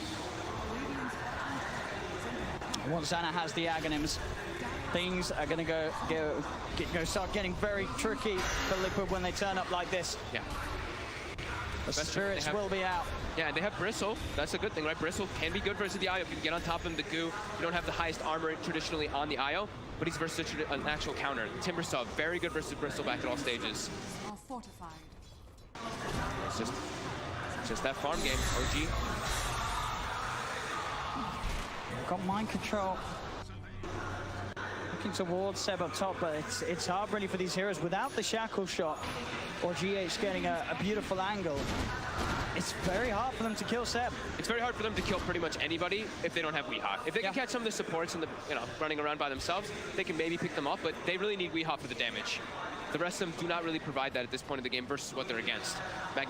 Magnetize can be good, but there's a lot of ways that they can deal with it. Not only with the tankiness of how they are, but also there's an advantage. We just remove it a lot of the times. Dire's top tower is under attack. And Seb, he could just get away with this. Pushing this wave into the tier 2 every single time. Knowing that, sure, if Liquid do come for him, it's going to be so many of their resources that it's probably going to be worth it for OG to have Seb positioned that aggressively and for him to draw that much attention towards him. Thompson's getting space, Anna's getting space. Look at that build by Thompson. Diffusal gyrocopter. Wait, what? Diffusal? Gyrocopter, I just said it. Stretch diffusal gyrocopter. Fancy that. Thompson So doing something that I don't think I've ever seen this. kind of, I mean, it's interesting because it's going to provide a lot of like mana burn, which is going to be annoying for Liquid. Okay. It gives you a lot of agility, and it gives you ways to run around and chase heroes down, I guess. It's Liquid. Different. They've got the kill swat, getting mobile again. They can transition this into a Roche. DD rune on the Bristleback, they've got Pipe. Yeah, they can easily do this one with the Medallion as well. However, OG, they know what's going on. They can look to contest this as well. As do they have the Aghanims finished up? It's almost there for Ana. And they're pinging it. They seem, now they're aware of it, but it looks like it's almost too low for them to contest with all this minus armor. And Liquid will get away with this one. And let's see what they can do with it. Aegis, Pipe, they have those early tools to start making moves. Start looking towards some of these tier 2 towers. Ags is complete now on the IO. So Ags IO finished, and we're about to hit 20 minutes. So I'm assuming that OG's gonna buy the tome, give it to that IO so he gets the extra spirit damage. Liquid, they gotta group up and try to get something big here. They gotta catch out these backlines heroes. They really have to get on top of the IO with a nice shackle shot for We Got to focus fire it. They have to control and stun the IO. Hunting for Ana. They won't quite find, but definitely, yeah, thinking about it, this diffusal blade, I see what you mean. It does make sense, right? There is, you look at what Miracle and Mind Control in particular, they're completely dependent on their mana. and they're dependent on the fights being drawn out, right? Yeah. They revel in situations where the fight continues. And sure, they can't kill them quickly necessarily, OG, but Thompson, he can burn, he's going to take their mana away, and they're going to be essentially some of these useless, tanky targets on the front that OG can then ignore and look for the more volatile kills. And he's acting as this like super frontliner. And Bristleback is a hero that if you don't have mana, you don't have damage. So if he's just going to be burning the Bristle, I can see it. You know, I can see it. And he's super farmed, and look how tanky he is. 2,000 HP on the gyro. There's going to be an MKB finish now for Weehaw, so his damage is going to be very high as Seb's getting slowed down. He's got greens available, but he's getting burst. I mean, they're bringing him low. He's got the shield. Now they'll be able to turn. Cooldowns drop down by Thompson. And here we have it. Miracle. His mana's gone. He's able to pop the stick, get it a fair bit of it back, and he's able to head back in, pushing OG back behind the racks. They're getting a good amount of damage onto this tier 3 tower. Liquid. They push on IO. That spirit hero damage is there now. But Ana going to join the fray finally. There we have it. Miracle's mana. It's pretty much entirely gone by Thompson's focus. It looks like GH. He can't get out. There's no mana. GH. He's dead. And now OG, they have that numbers advantage for this defense. They'll try and change the board. Thompson, the rocket barrage brings Miracle down. There's the shackle turnaround. They're looking for Jarek. Jarek's backing away. Thompson focusing Miracle. Miracle's still out of mana because of this diffusion. Jarek, he's able to cover. The GA is out. We all will fall though. The magic damage is there for Thompson. Miracle's trying to run. Another stick charge pop, but Jarek can shut him off. In fact, Jarek, he's ready to try and look for more potentially. There's only the once. Thompson, he's on top of Kuro. Another cooldown there. The toss back into the combo. Jarek has the control. They're all getting picked apart as Mind Control falls. Miracle is surrounded, and they're all able to get this as well. OG, they will hold. And they're even taunting. They toss him to the dragon. Holy crap. Thompson, the diffusal is absolutely working for all their mana. But I don't think anyone would have expected to see Gyro, the deciding game. The diffusal blade Gyro, it is perfect for this point of the match. He just did an insane amount of damage, frontlined the entire time, and then Ana just has free reign to get all that spirit hero damage, and it's back completely the other way, and it feels like the control is just gone for them. What do you do? When your mana's gone, what do you do? Oh my god. OG starting to take over the game completely here. Showing new ways to play the game at this incredibly late moment in the tournament. And now Thompson has an Aghanims as well, so not only is his regular hits going to be proccing that... yeah, he's going to be burning a lot of mana. And then just moving into the base now, OG. They're pushing in, Flag starts to force the quit back, they'll focus Miracle. Miracle, looking at himself out and away, the missile is out, they're trying to put the heals to save him, but Miracle's dead. Jared's in with the combo, they'll bring down GH. GH has buyback, he'll buy back immediately. We Heart's going to be back up in 5. Fortification is part, but OG, they're not going away. They're too healthy. They still have Greaves available for Seb as well this whole time. They're pretty, No-Tail's kind of low, but once they pop those Greaves, everyone's going to be topped off. A tier 3's going down. 22 minutes again, and in a match where it looked like Liquid had the pace to maybe bring something different, but we're back to the same place that we were in Game 2 and Game 3. There's no stones for GH. He can't contribute anything. There's no magnetized either. They're just taking this rack. It's gone. They cannot get close to hold this. As OG, we'll see what the plan is next. They'll back off. They're happy with that. Why not? They can back up, clean up strikes. But I think if Liquid chases out, OG can definitely just turn to look for the fight. They have no cooldowns that they're waiting on. Everything is available for them. And they're just so farmed right now at this point in the game that Liquid, they're walking out together. But like I was mentioning before, there's one stone on GH, and that is it. So his team fight potential, and he's pretty much the only team fighter on the side of Liquid right now. It's just not there. And OG's ready to go back. And again, Jackson with the wrap around the combo down onto Mind Control. The cooldown's there. Liquid out to back off. Again, Mind Control's mana pretty much got his ever pop the stick. Get the GA off at least. Can they fight for the duration of it though? They're getting towards Seb. Wheels apart. Seb's back pretty much up to full. Jackson with another combo onto We Are stand up. We Are dead. Miracles, the new focus. The mishap followed through. OG pushing Liquid back to the base. Mind Control out about the top. So with his diffuser blade, picking them apart. Roll forward for GH for Seb. Cuts him down. Double kill. They're pushing on OG. Liquid getting forced back to the base. And Liquid have nothing. They have nothing to offer both. They're just giving, look at this, they're driving Fountain in TI Finals. They want Pierogi in the Fountain as well. They're going to get him, they're chasing Miracle as well. Oh my God. I can't believe this. I can't believe what we're seeing in this game 4. OG, you thought you saw it all in Game 2. You thought you saw it all in Game 3. Then you see it. You have to try to take advantage of it somehow. They're waiting there on the high ground. That immediately burst through the aquatic shield. No-Tail is trying to run. The smash is after him. No-Tail's got the backup. Oh, banner. Mind Control's going to head in. Liquid, they're diving on forward. GH will be kept safe. Presents so much damage, so much push, so much utility. Same with the hero like CK. This is Amazon Void, and Void is bottom. So even if their net worths are close, CK is like 2 or 3x as effective. And that's what this whole lineup gives you. Weaver with just an Urn, Quap with just a Yules, Enigma with just a Necrobook. They're all value. Also, it's not that bad if you're around 11k ahead, 10 minutes in. That can also play. That's good. That's pretty solid too. Like, I completely agree with the effective network thing, how some heroes do more with less and all that stuff, but when you just get crushed in the lanes, it's difficult to play the game. I want to know what the hell is going through VP.Prodigy's mind at this stage though, right? Because you are still a team that's come through from a qualifier for this amazing run. Like, you're talking about the beatdown they've just taken. Like, what do you take? Just go away from these big ultis. Just go away from that. Yeah. It's bad for you. Can they? You can't play versus Secret this way. They will outplay you. The Kunkka is fine, but you know, even if it's countered, like give me the Monkey King, give me the PL from Epikid. Yeah. Give Save a Wind Ranger again. Just let him play Dota 2. Because right now you're just getting played.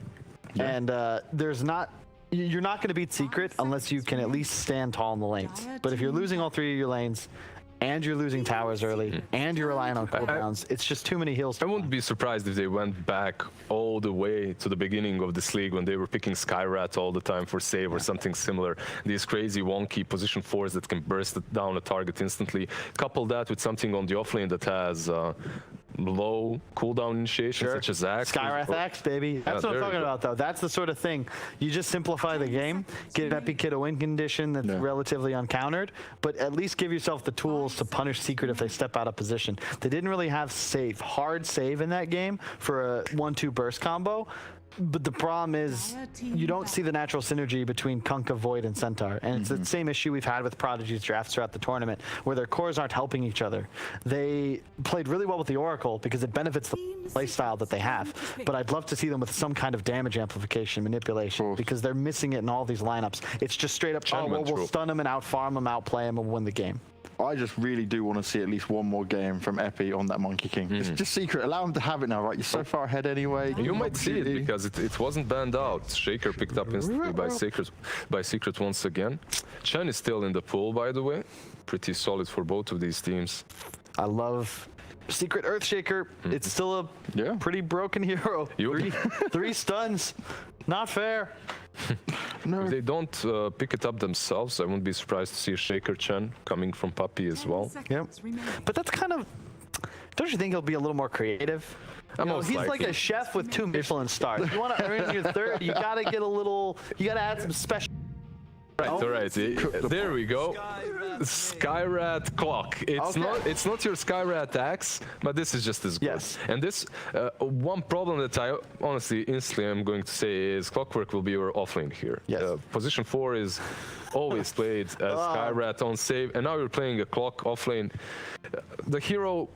It's good. It's definitely good versus Shaker. It used to be one of the main counters to him, but then I was gonna say you just Chen because when you have Michelin stars, all you do is and you're cooking and you're brewing things up. Yeah, you have. But for real, you have Skyrat. Maybe he's got a restaurant in Italy. Okay, it's about simple, fresh ingredients to make a delicious dish. And in this case, when you see Skywrath Clock, which I would have then said, yeah, of course they'll Chen, but Lizard kept talking, is they're going to show up in the offlane and spam. You're going to just spam bolts. Chen boosts regen. So you're just going to sustain through it and not care. When did and my then you talking... get a creep and they can't do what? You finally got into Carl's head, right? He's had to just fire back at you at this point. My question is, though, why did VPP not pick into the Chen when they're not maybe confident with? Because we've seen it picked constantly. I'm surprised. Actually, I'm not sure they play quite a lot of Chen. And that might bit them. That's one thing, and the other thing is they're moving. You know what I mentioned earlier, that Skyrat Axe is what they're going to go for, something like that, something easy. They're 2 games down. They want ease of execution. They want to go back to their full comfort zone. That's what they did, and they got heavily countered by this Chen. They're gonna get PL'd or CK'd or Naga'd so hard, though. They banned the Lycan. You kind of have to. This is the downside of the clock in comparison to the axe, is that you don't deal with minions or illusions. 5 seconds. It's also why you can just Chen, because not just for the sustain in lane, but if you get a couple of creeps, you just, these heroes just don't do anything. Okay, anyway, never mind. Down. We mentioned the position 3 Clockwork, all right? I believe it's been demoted to a 5. It's been demoted, yes. To a 5 even. I don't think still that it's going to be a 4.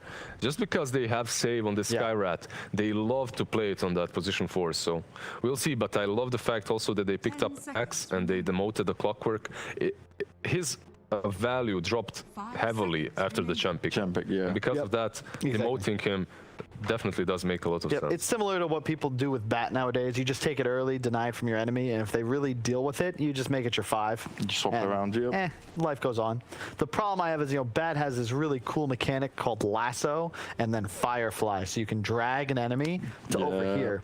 Clockwork has to drag himself over to where the enemies are. He's stuck, pretty much. And you're going to be the 5. So it's going to be good time. My over-under on Clock's deaths in this game is already about 7. And that's just because I'm not sure how long the game will last. Secret could still very easily PL in this spot. They've got a lot of options. You don't want to troll here, I don't think. You would rather have something that isn't susceptible to the clock. Range carries probably best. You have to go back to the Spectre as well. Okay. I love this hero so much. I really want to see more people play at his core. If you lane at bottom, it'll own. If you lane at top, a Clockwork cannot touch Furion. You have a Blightstone that takes Clock to negative armor. You're also dealing with creeps. You'll play it with the Shaker, I think, on the offlane, right? That's probably your best case scenario. Yeah, that's the dream. And for Secret, you could even follow up with some more global, get that Spectre versus the Axe as well. That's terrifying, yes. The hero that doesn't... If you don't care at all about the Axe, about the Clockwork, you have ways of running out of cogs. Skyrat, all right, in the lane you can be bullied, but you're playing with a Chen. You're going to be healing up so much. If he somehow manages to find that small little heal troll priest, Spectre can be zoned. With the dispersion and the heal troll priest, with the added regen coming from Chen, There you go. Okay, We got it. okay. We're happy now at least. Oh, but this whole draft is like, I love what like, look, they did what we asked them to do. The problem is it's still not necessarily good. Yeah. It's just what they're comfortable with, but that's almost all single target. And Secret are kind of, once again, majorly ahead in the lanes, majorly ahead in terms of how they can deal structure damage. And they have 2 picks left. Plus, we talked about Shaker. He prefers these self-sufficient offlaners. So you activate them, and then you can just screw off, gank mid, stack, maybe come back and gank. And there's an offlaner that's self-sufficient and can also help you out with those ganks. Even better. Yeah, Nature's Prophet is globally present.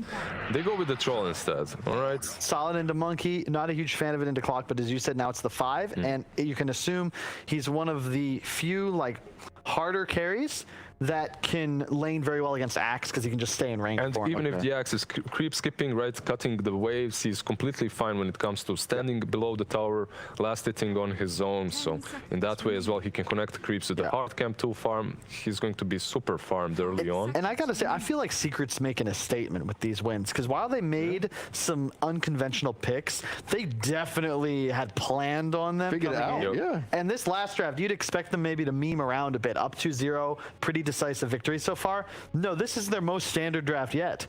And it feels pretty damn strong. Last pick now, likely a niche hero, although I have seen him play the Fury in mid, which could also be very effective here.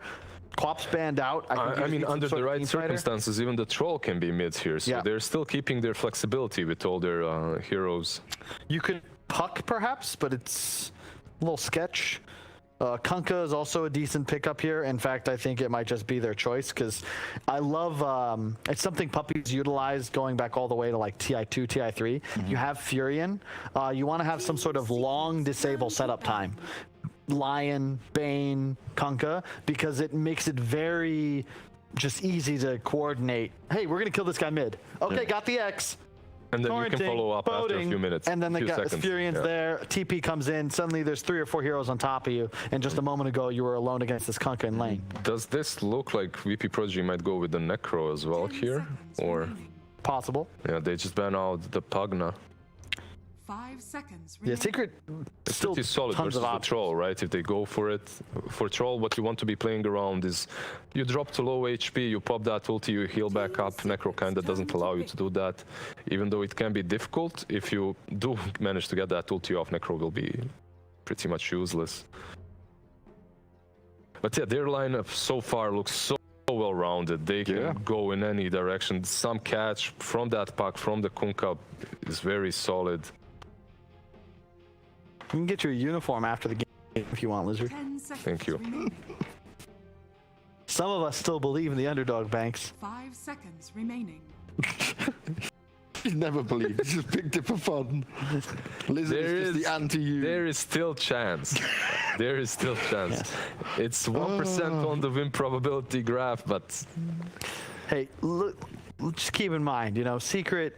We said this at the start of the group stage even. They come into this with expectations like we're going to win. Yeah. And it's part of the reason I've respected Puppy and I respect the squad and the organization so much because even though they've made their millions of dollars, even though they've had such a legacy, they still participate in like all these leagues. Puppy is the one who put together the pro level in-house league. He has no reason to do that. He could just hang out at home. It's genuine, actually. He loves it. He wants to do it. And they're here to win. They're not here to play games. Well, they are here to play games, obviously. But play to win. Oh, goodness. I didn't even think about that. This is so scary. Is this then your Fury on mid and the Batrider off lane, It's open. That's the beauty of it. It's open, but most likely...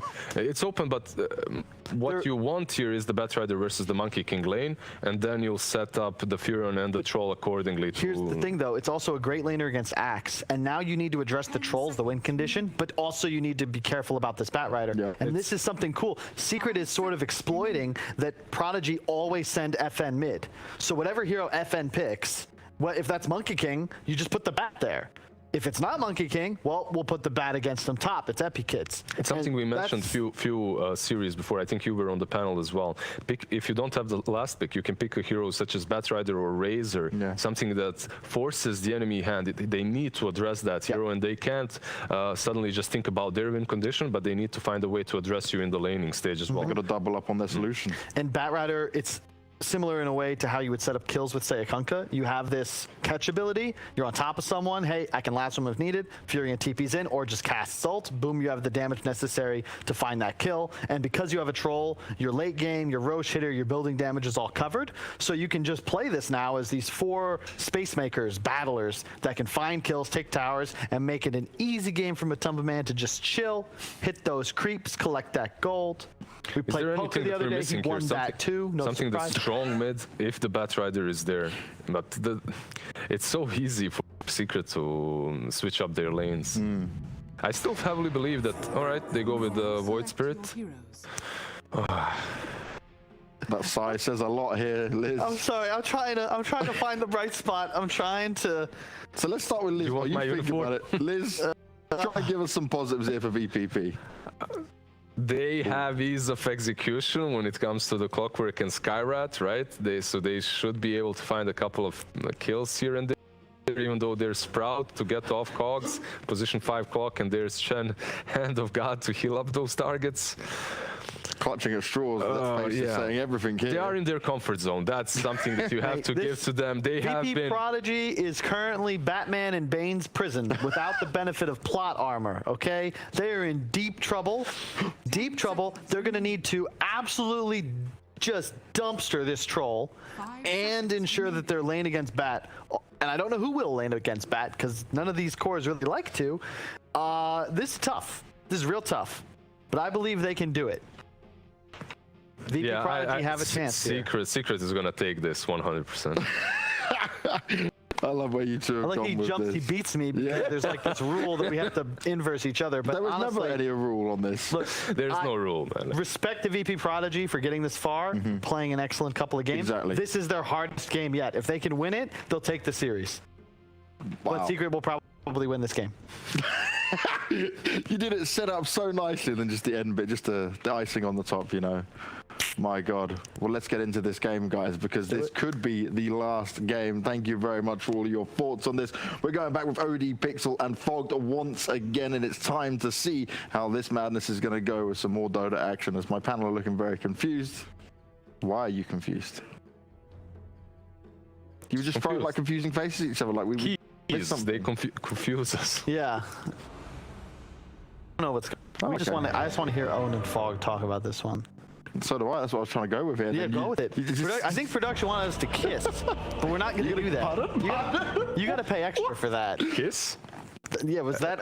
Keys doesn't make sense. Yeah, but Kiss does. Oh God! All right, let's definitely get into this game because I don't want to see these two kiss. Rock. Now it makes sense. All right. Are you gonna do it? Are we gonna get you to do it? No. They're talking about playing Rock Band after the game. All right, let's just get into the game. I can't handle this anymore. It's time for potentially the last game of the grand finals. OD, Pixel, Fogs, just do whatever you got to do, guys, because you're just amazing at your job, and we've lost the plot at this point. Thank you very much, Bags. But hey, no, we love you guys the most when you guys lose the plot. Very entertaining. Keep it up. Keep it up. I'm just, it sucks that I cannot see what you guys are talking about. I wish I could. I'm gonna have to watch it later. Sounds like you guys are having a lot of fun. And folks, we're gonna have a lot of fun here, right? Right? You know, this isn't gonna be a 17-minute GG. Surely it's gonna be longer. Whatever happens, right? There's gonna be battling. Yeah. That's for sure. 30 seconds to battle. But let's talk about some of the positives of VPP's lineup, because they've got some of the heroes that they have had some fantastic games with in previous series this tournament, right? Yes, that is very true, and they also do have some heroes that are good versus other ones in particular, right? Like the Clockwork, you know, if he can get on top of the support, sure, he can be okay. He can be pretty good in particular versus Shaker, but look at Clockwork, looking at a Chen and a Furion, a lot of little creeps gonna be running around to interfere with that battery assault early on in particular. Other small things, I guess, like, I mean, it's small gains that they can have, but they have, like, you know, they have Culling Blade versus the Troll later on if he does have Battle Trance in some situations. And they don't have to really rely on cooldowns at all, so they can actually match Secret's aggression. That's the one thing I'm looking at. Is like this is just going to be a straight battle nonstop because nobody's really playing on cooldowns. Oh, see DM then just having a bit of a look at the courier, but Puppey's well away. He's not going to let that one go. And if anything, he's going to start poking around with DM. As DM was trying to get in position, start playing some creep waves. So let's have a look at these lane setups. Then we obviously got Nisha down on the safe lane as the Prophet. In terms of already some movements, TP up to the top lane will be there from Save, ready to back up. Epileptic here, playing, you know, this Void Spirit here that we have really seen in pretty much all positions. It is going to be this safe lane Void Spirit this game, so very intrigued to see what Epi Kid's going to be able to do on the hero in this position. As I feel like this is probably one of the positions that I think has the biggest sort of question marks. I guess in theory it can work if you play it the same way as you play like a safe lane Ember, as this really sort of high mobility playmaking core. I feel like they just had nobody else who could actually play in the lane versus a Bat Rider, but I don't think Void Spirit can either. Can he? Yeah, he I think that's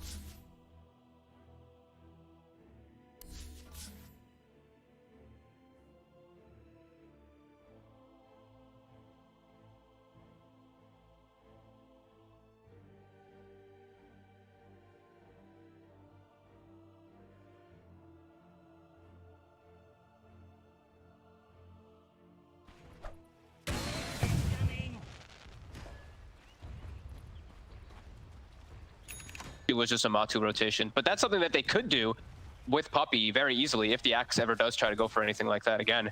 He'll have that Divine Favor rally and can just rapture people across the map. Well, there we go. Ina.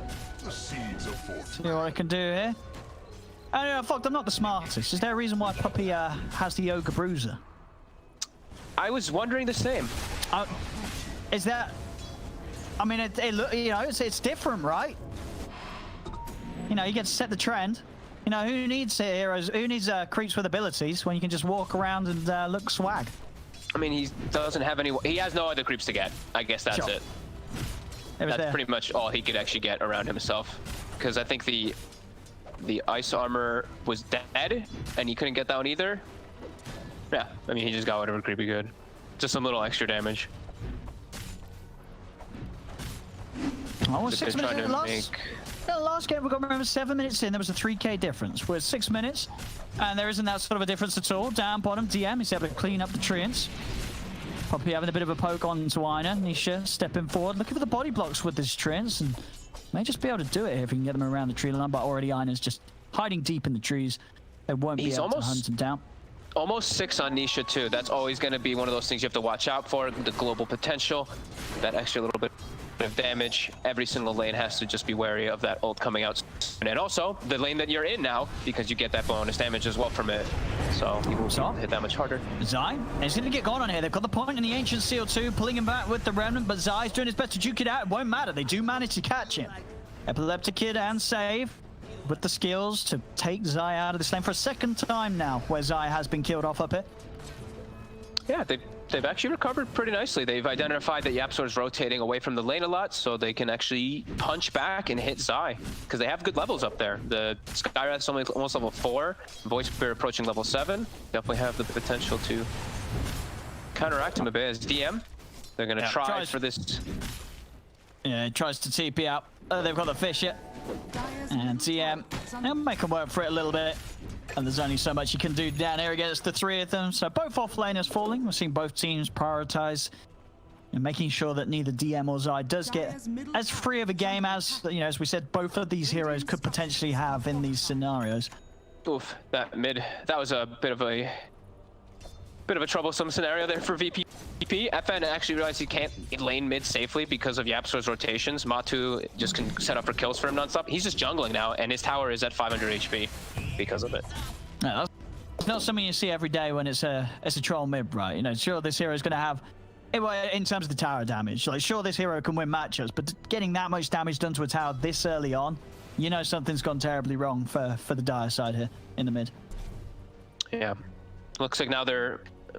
looks like they were giving Save the lane. He's a little bit scared for now. Epi Kid is going to venture his way back over. Thought maybe he gives the Skywrath a little bit of levels and he tries to look to go make some plays elsewhere, but looks like they're just going to go back to Zai since Zai showed his face. Kill Zai.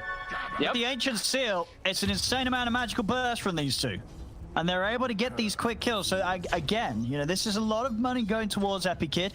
He's able to get his item build online pretty quick. He is doing as you would do as an Ember in this position, just getting the up. And you can expect, obviously, him to play him very, very mobile across the map and looking to try and make the other areas a little nicer for VP.Prodigy. As elsewhere, there's certainly problems that are being had. Mid lane, Ina is able to stop the chase here with the cogs coming out. But Nisha, he TP's in, he sprouts him up. They'll get the kill nonetheless. As Ina will fall, and Matu with this TD looks to be able to finish off this mid tier 1 tower just before the 9-minute mark as a mid-troll. Matu doing a considerable amount of damage, but the Iron get the jump on him. The silence there, but it's not enough damage in time. He's able to pop the ult, fishes out onto the 2 of them. Matu should still die here as he falls low. The life's still not enough to save him. They get the kill, and now DM with the wraparound has been able to grab Puppy with the Berserker's Call. VPP, they'll get the 2 kills, both Puppy and Matu to fall, as VP.Prodigy respond to their tower going down. Very nice aggressive play coming forward for them, just committing everything on Matu. Matu almost lives because that stick very far, but troll ult level 1, pretty weak. Can't actually lifesteal up and stick on targets. Yap's also only level 4. A good response. Them losing the tower, still painful, but at least they're able to punch back a little bit there. Who got the kills? DM ends up getting that secondary one. Okay. Definitely want to see DM get quite a lot of them early on so they can have easier setups with an early blink. How's DM doing on the money on that? 600 into it. And as you say, is going to be rushing that top lane. Let me see if they can find further setup here. Epi Kid and Save ready to get on the move. This time, they've got FM ready to join the play. Zai is going to be kept away from the bounty room with the Remnant drop down. They will be able to at least secure that one for themselves. And elsewhere, it looks like it will be the 2 for 2. Damn. Secret has a lot of global potential now.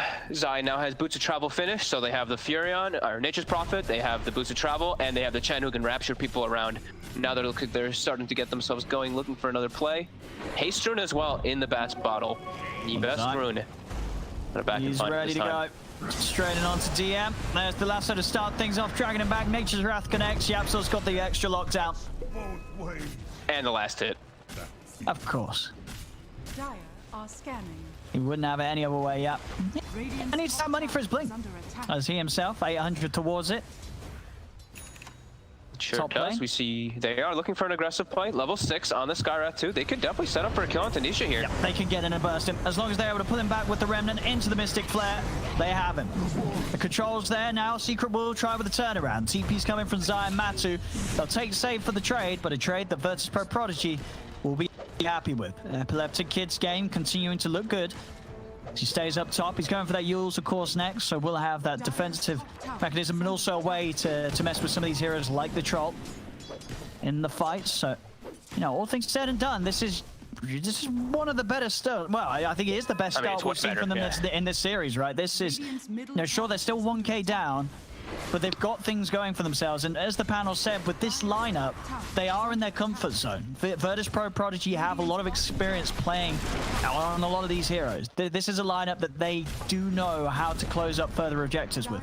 Absolutely, and it's a fast-paced draft, so they can keep bringing, if with this good start here that they have, they can actually bring the action to Secret and actually look to fight them quite a lot. But that's where the part that we were mentioning before comes into play. It's a quad melee draft versus a Bat Rider and an Earthshaker. Yeah, it's not going to be easy. Yeah. FN is able to jump away. He's also queued up a Diffusal this game on that Monkey King instead of the Echo Saber.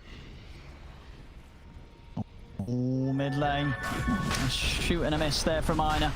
Oh, they're actually going into Roche with this no hook shot now. Yeah. The hook shot, that could have been the potential for the steal. Without it, I don't know if any of VP.Prodigy's heroes are going to be able to do anything about this. And with the DD rune on Matu, it's almost that. He has the Alpha Wolf as well, so he gets that extra damage. There's no way VPP could have known this was coming. This was just like, oh, a DD rune outside the pit with an Nature's Prophet and Alpha Wolf? Why not?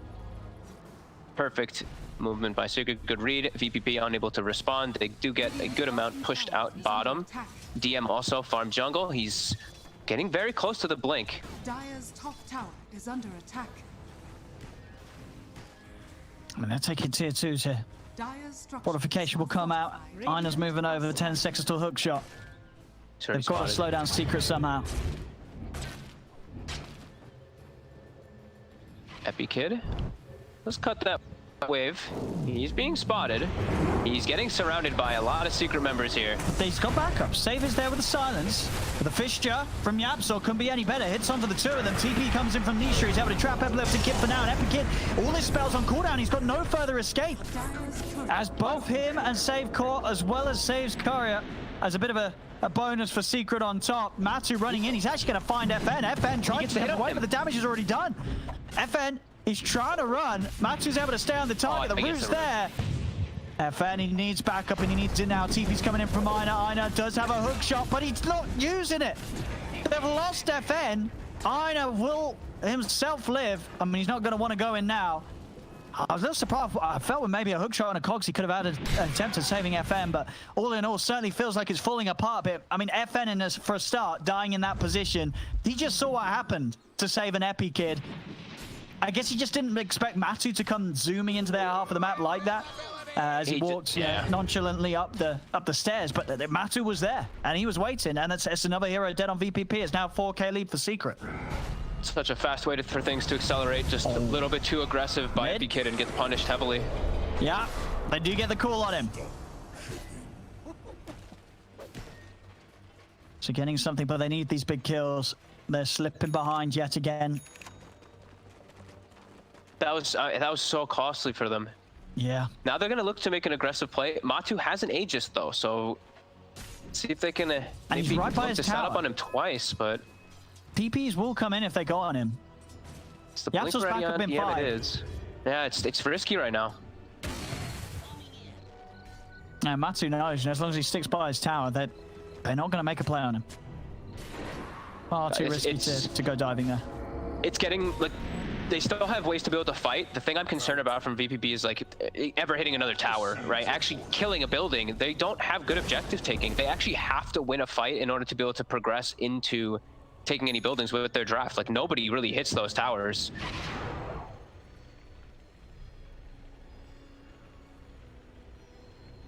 Secret's all set up here. Everyone can keeping their farm up. Yapsor sitting behind Matu. Nisha finishing up that Orchid any second now, and we do see Puppey. He's using that Rapture, so he Raptures Eye into the mid lane to be able to set up and protect this tower. There we go. They've got to do something with this. They've got the blink. They've got the diffusal on FN. Ina's got the smoke ready to go. This is versus Prodigy's time to try and get a jump on Secret. It's not going to be easy though. Secret pretty set up for anything around this bit. DM is going to try and jump in with the call.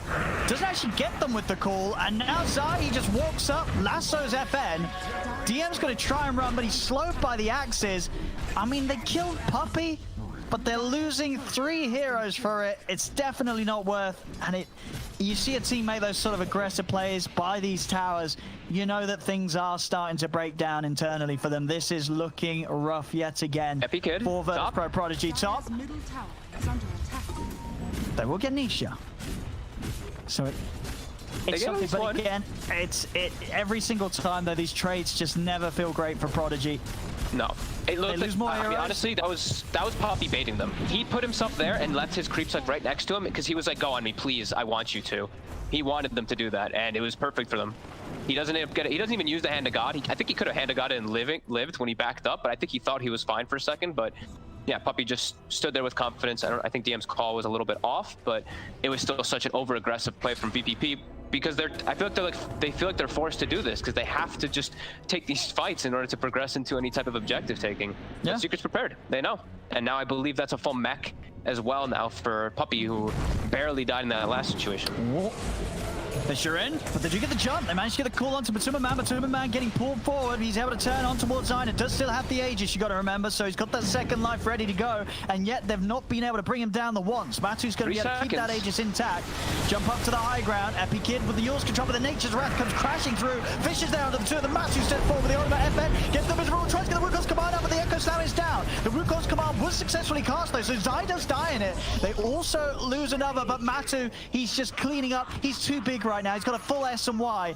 They seem unable to deal with this troll. They do manage to pull over to him, but the backup's inbound for Matu. Nisha heading across with Puppey and Yapzor. Buyback comes out from Epi Kid, but he cannot dive into this. The rest of Secret will be able to safely back out as the 4 of them. It's another team fight where Secret are coming out on top. Nisha gets a quick silence onto Epi Kid, making sure there's nothing else other than the Ether Remnant to follow up.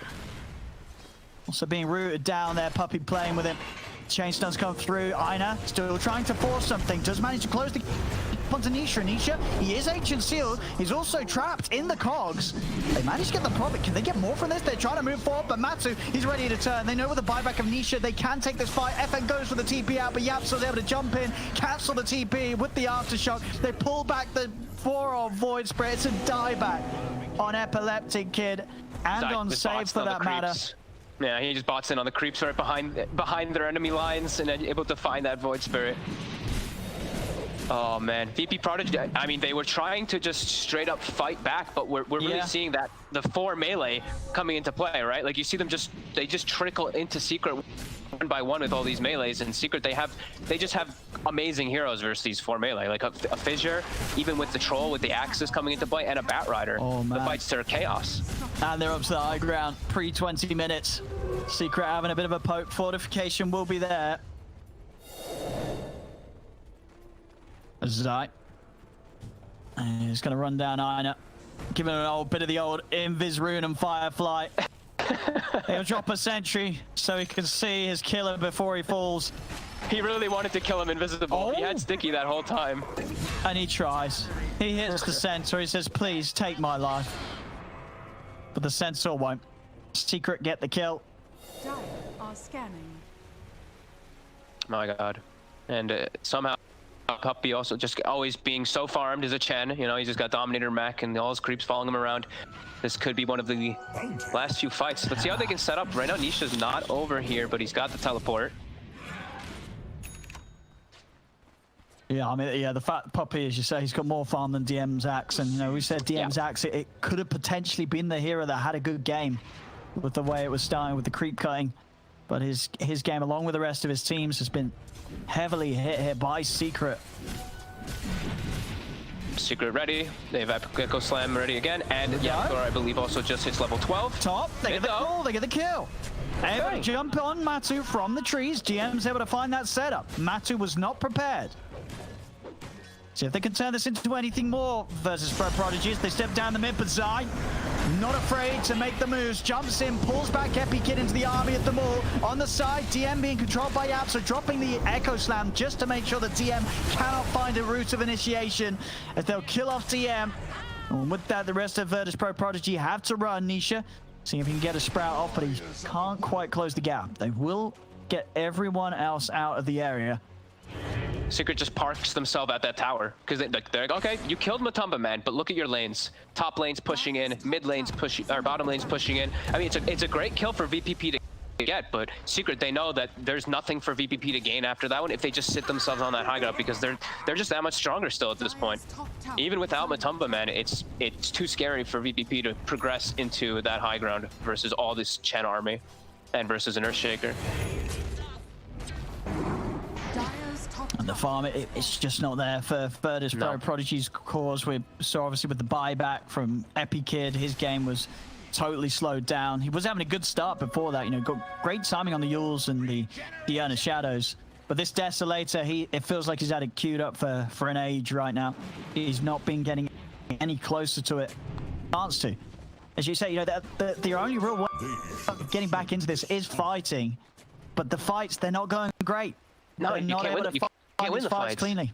No, I mean, there's such an insane amount of sustain that comes out just from Puppey, and then his aura if he's standing around. So it's like you almost feel like they're forced to go for Chen a lot of the times in the fights. Maybe they could get Nisha. They do get the jump. I mean, the combo, it works out. The old axe Skyrath, that will do the job. It's a big kill to find. Nisha's dead. Can they turn it into anything now? That's the big thing. Roshan's up in 30 seconds, so they will have a 30-second window where Nisha's not up. But I guess look at their lineup, they can't do Roshan. Mid lane. It's actually just jumping forward. It's got the grab, dragging them back in. They do try to jump in with the call. It's not going to come in time. Still, Matu, he can turn, pops the ult. The cogs do break them off from DM, but Yapsil's able to blink over. Has the further control required to kill off the axe. Zai still chasing onwards towards Ina. Very little that anybody on Prodigy can do to help their poor old Clockwork. As Ina trapped up in his own cell there, the cogs holding him back. It's 3 dead yet again on Virtus Pro-Prodigy, and this should be some movement for Secret to go down mid, take these tier 3s out, start hitting onto the racks. Yeah, it really just doesn't matter if they even lose like one of these heroes. There's just VPP can't force the issue into this Batrider plus Earthshaker every time. On top Zai. And not only just the Earthshaker, but the Chen grabbing all those creeps on top of him is Zai. He's starting to just, poke around with him. Wukong's command will stop Zai from chasing. TP will come over as well from Epileptic Kid, but he's actually going to cancel it. Doesn't feel that they can go for anything. Secret sweeping back over to reconnect with the rest of them. And look there, and lo and behold, Roshan respawns. Secret can head into the pit. There's no Wukong's command. I mean, they do have a hook shot. They could try for some crazy play, but then they're just not moving over quick enough. Can't fight that area. They're going to be able to take this down before anybody on Prodigy even has a sniff of them doing Roshan. They're probably honestly feeling like, how do we take any of these fights versus them? Because like even when they're getting the pickoffs, they're just not able to, even with number advantage, because Zai always gets the dream initiation right afterwards. Right now they're all staying near each other, probably just waiting for FN to have the BKB finished, and then that's going to be, hey, it's like, well, if we can't do anything with this, I don't know what we're supposed to do, because this might be the last hurrah for them in these next few moments. Well, let's see what they have got with this BKB. FN. Oh, no. He's grabbed already. Oh, no. Oh! Okay. They got the call. They got the call. DM's able to turn. The balance strikes out to Puppey. They'll kill the Chen.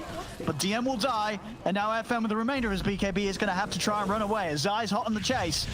Ultimate place with the clumsy net. Rotovatos out onto Zai. They are letting FN run away, but no. Cuts the trees down with the Sprout. And that is FN dead. They got Puppey. But that is all. That is all. Cost them 3 heroes. The BKB revealed doesn't do anything spectacular. A Secret. They head straight back down mid. They clean up another set of racks. Up to the They're top just lane too they good. go. They've got all the pushing power required to look to close this one up. Puppy showing no mercy today. You know, sometimes you see Secret, they're going into like some of these BO3, BO5s. Puppy's like, you know, I'm not gonna pick our Chen Shaker. They go into this third game, they pick Chen Shaker right off the bat. They've got their like strongest heroes that they've played. Get a cool Matu. For the Mystic Flare, they'll take him down the once. The Aegis is gone. 10 seconds and FN's back up. I know he's got the hook shot if he wants to go for this. Ancient Seal onto Matuma Man. They'll bring him back with the Ether Random. Do they have any further burst? He's down to half HP. Einar's in with a hook shot, but he's been silenced. He cannot get the cogs off. Einar's dead. Is to buy back DM. Jumps against the two-man call. Epileptic Kid trying to jump in with the Dissimulate. Balance strikes out FN. Pots the BKB. He's got the Wuko's command as well from Matu. He's popped the ult. Turns over towards FN. They are bringing Matu down low. The ult will start to come to an end. The cloaks are down, trapping Matu in. But the root's there as Matu just life stealing back up. He's beating down to the monkey. They're pulling with the Raven. The Absol's in with the Echo Slam. They're both dead. Double kill for Nisha. They'll move back towards the racks. They'll clean up a second set Secret as VP.Prodigy being bullied back to the base. DM will manage to get him with the buyback call onto Zai, but Epileptic Kid, he's dead for 50. No buyback on the Void Spirit. They'll flame break DM back outside the Fissure, blocking him off from being able to get back to the safety of his own fountain. And Matu, he's just Matu's diving in now. fountain. They're going straight into the fountain. Team wiping them all. Jesus pop from Matu as he doesn't even dive for the dive. As they're all dead on VP.Prodigy. Secret closing up the game. Dire's middle tower. These guys are good. They know what they're doing. Yeah, just from draft to play to everything that they've set up in these games has been just spectacular. And it was no mercy. Like we said by Puppy, look at Aina, even saying close games. Close games. Close XD, games. yeah. And an yeah, XD indeed. yeah, it was a masterclass.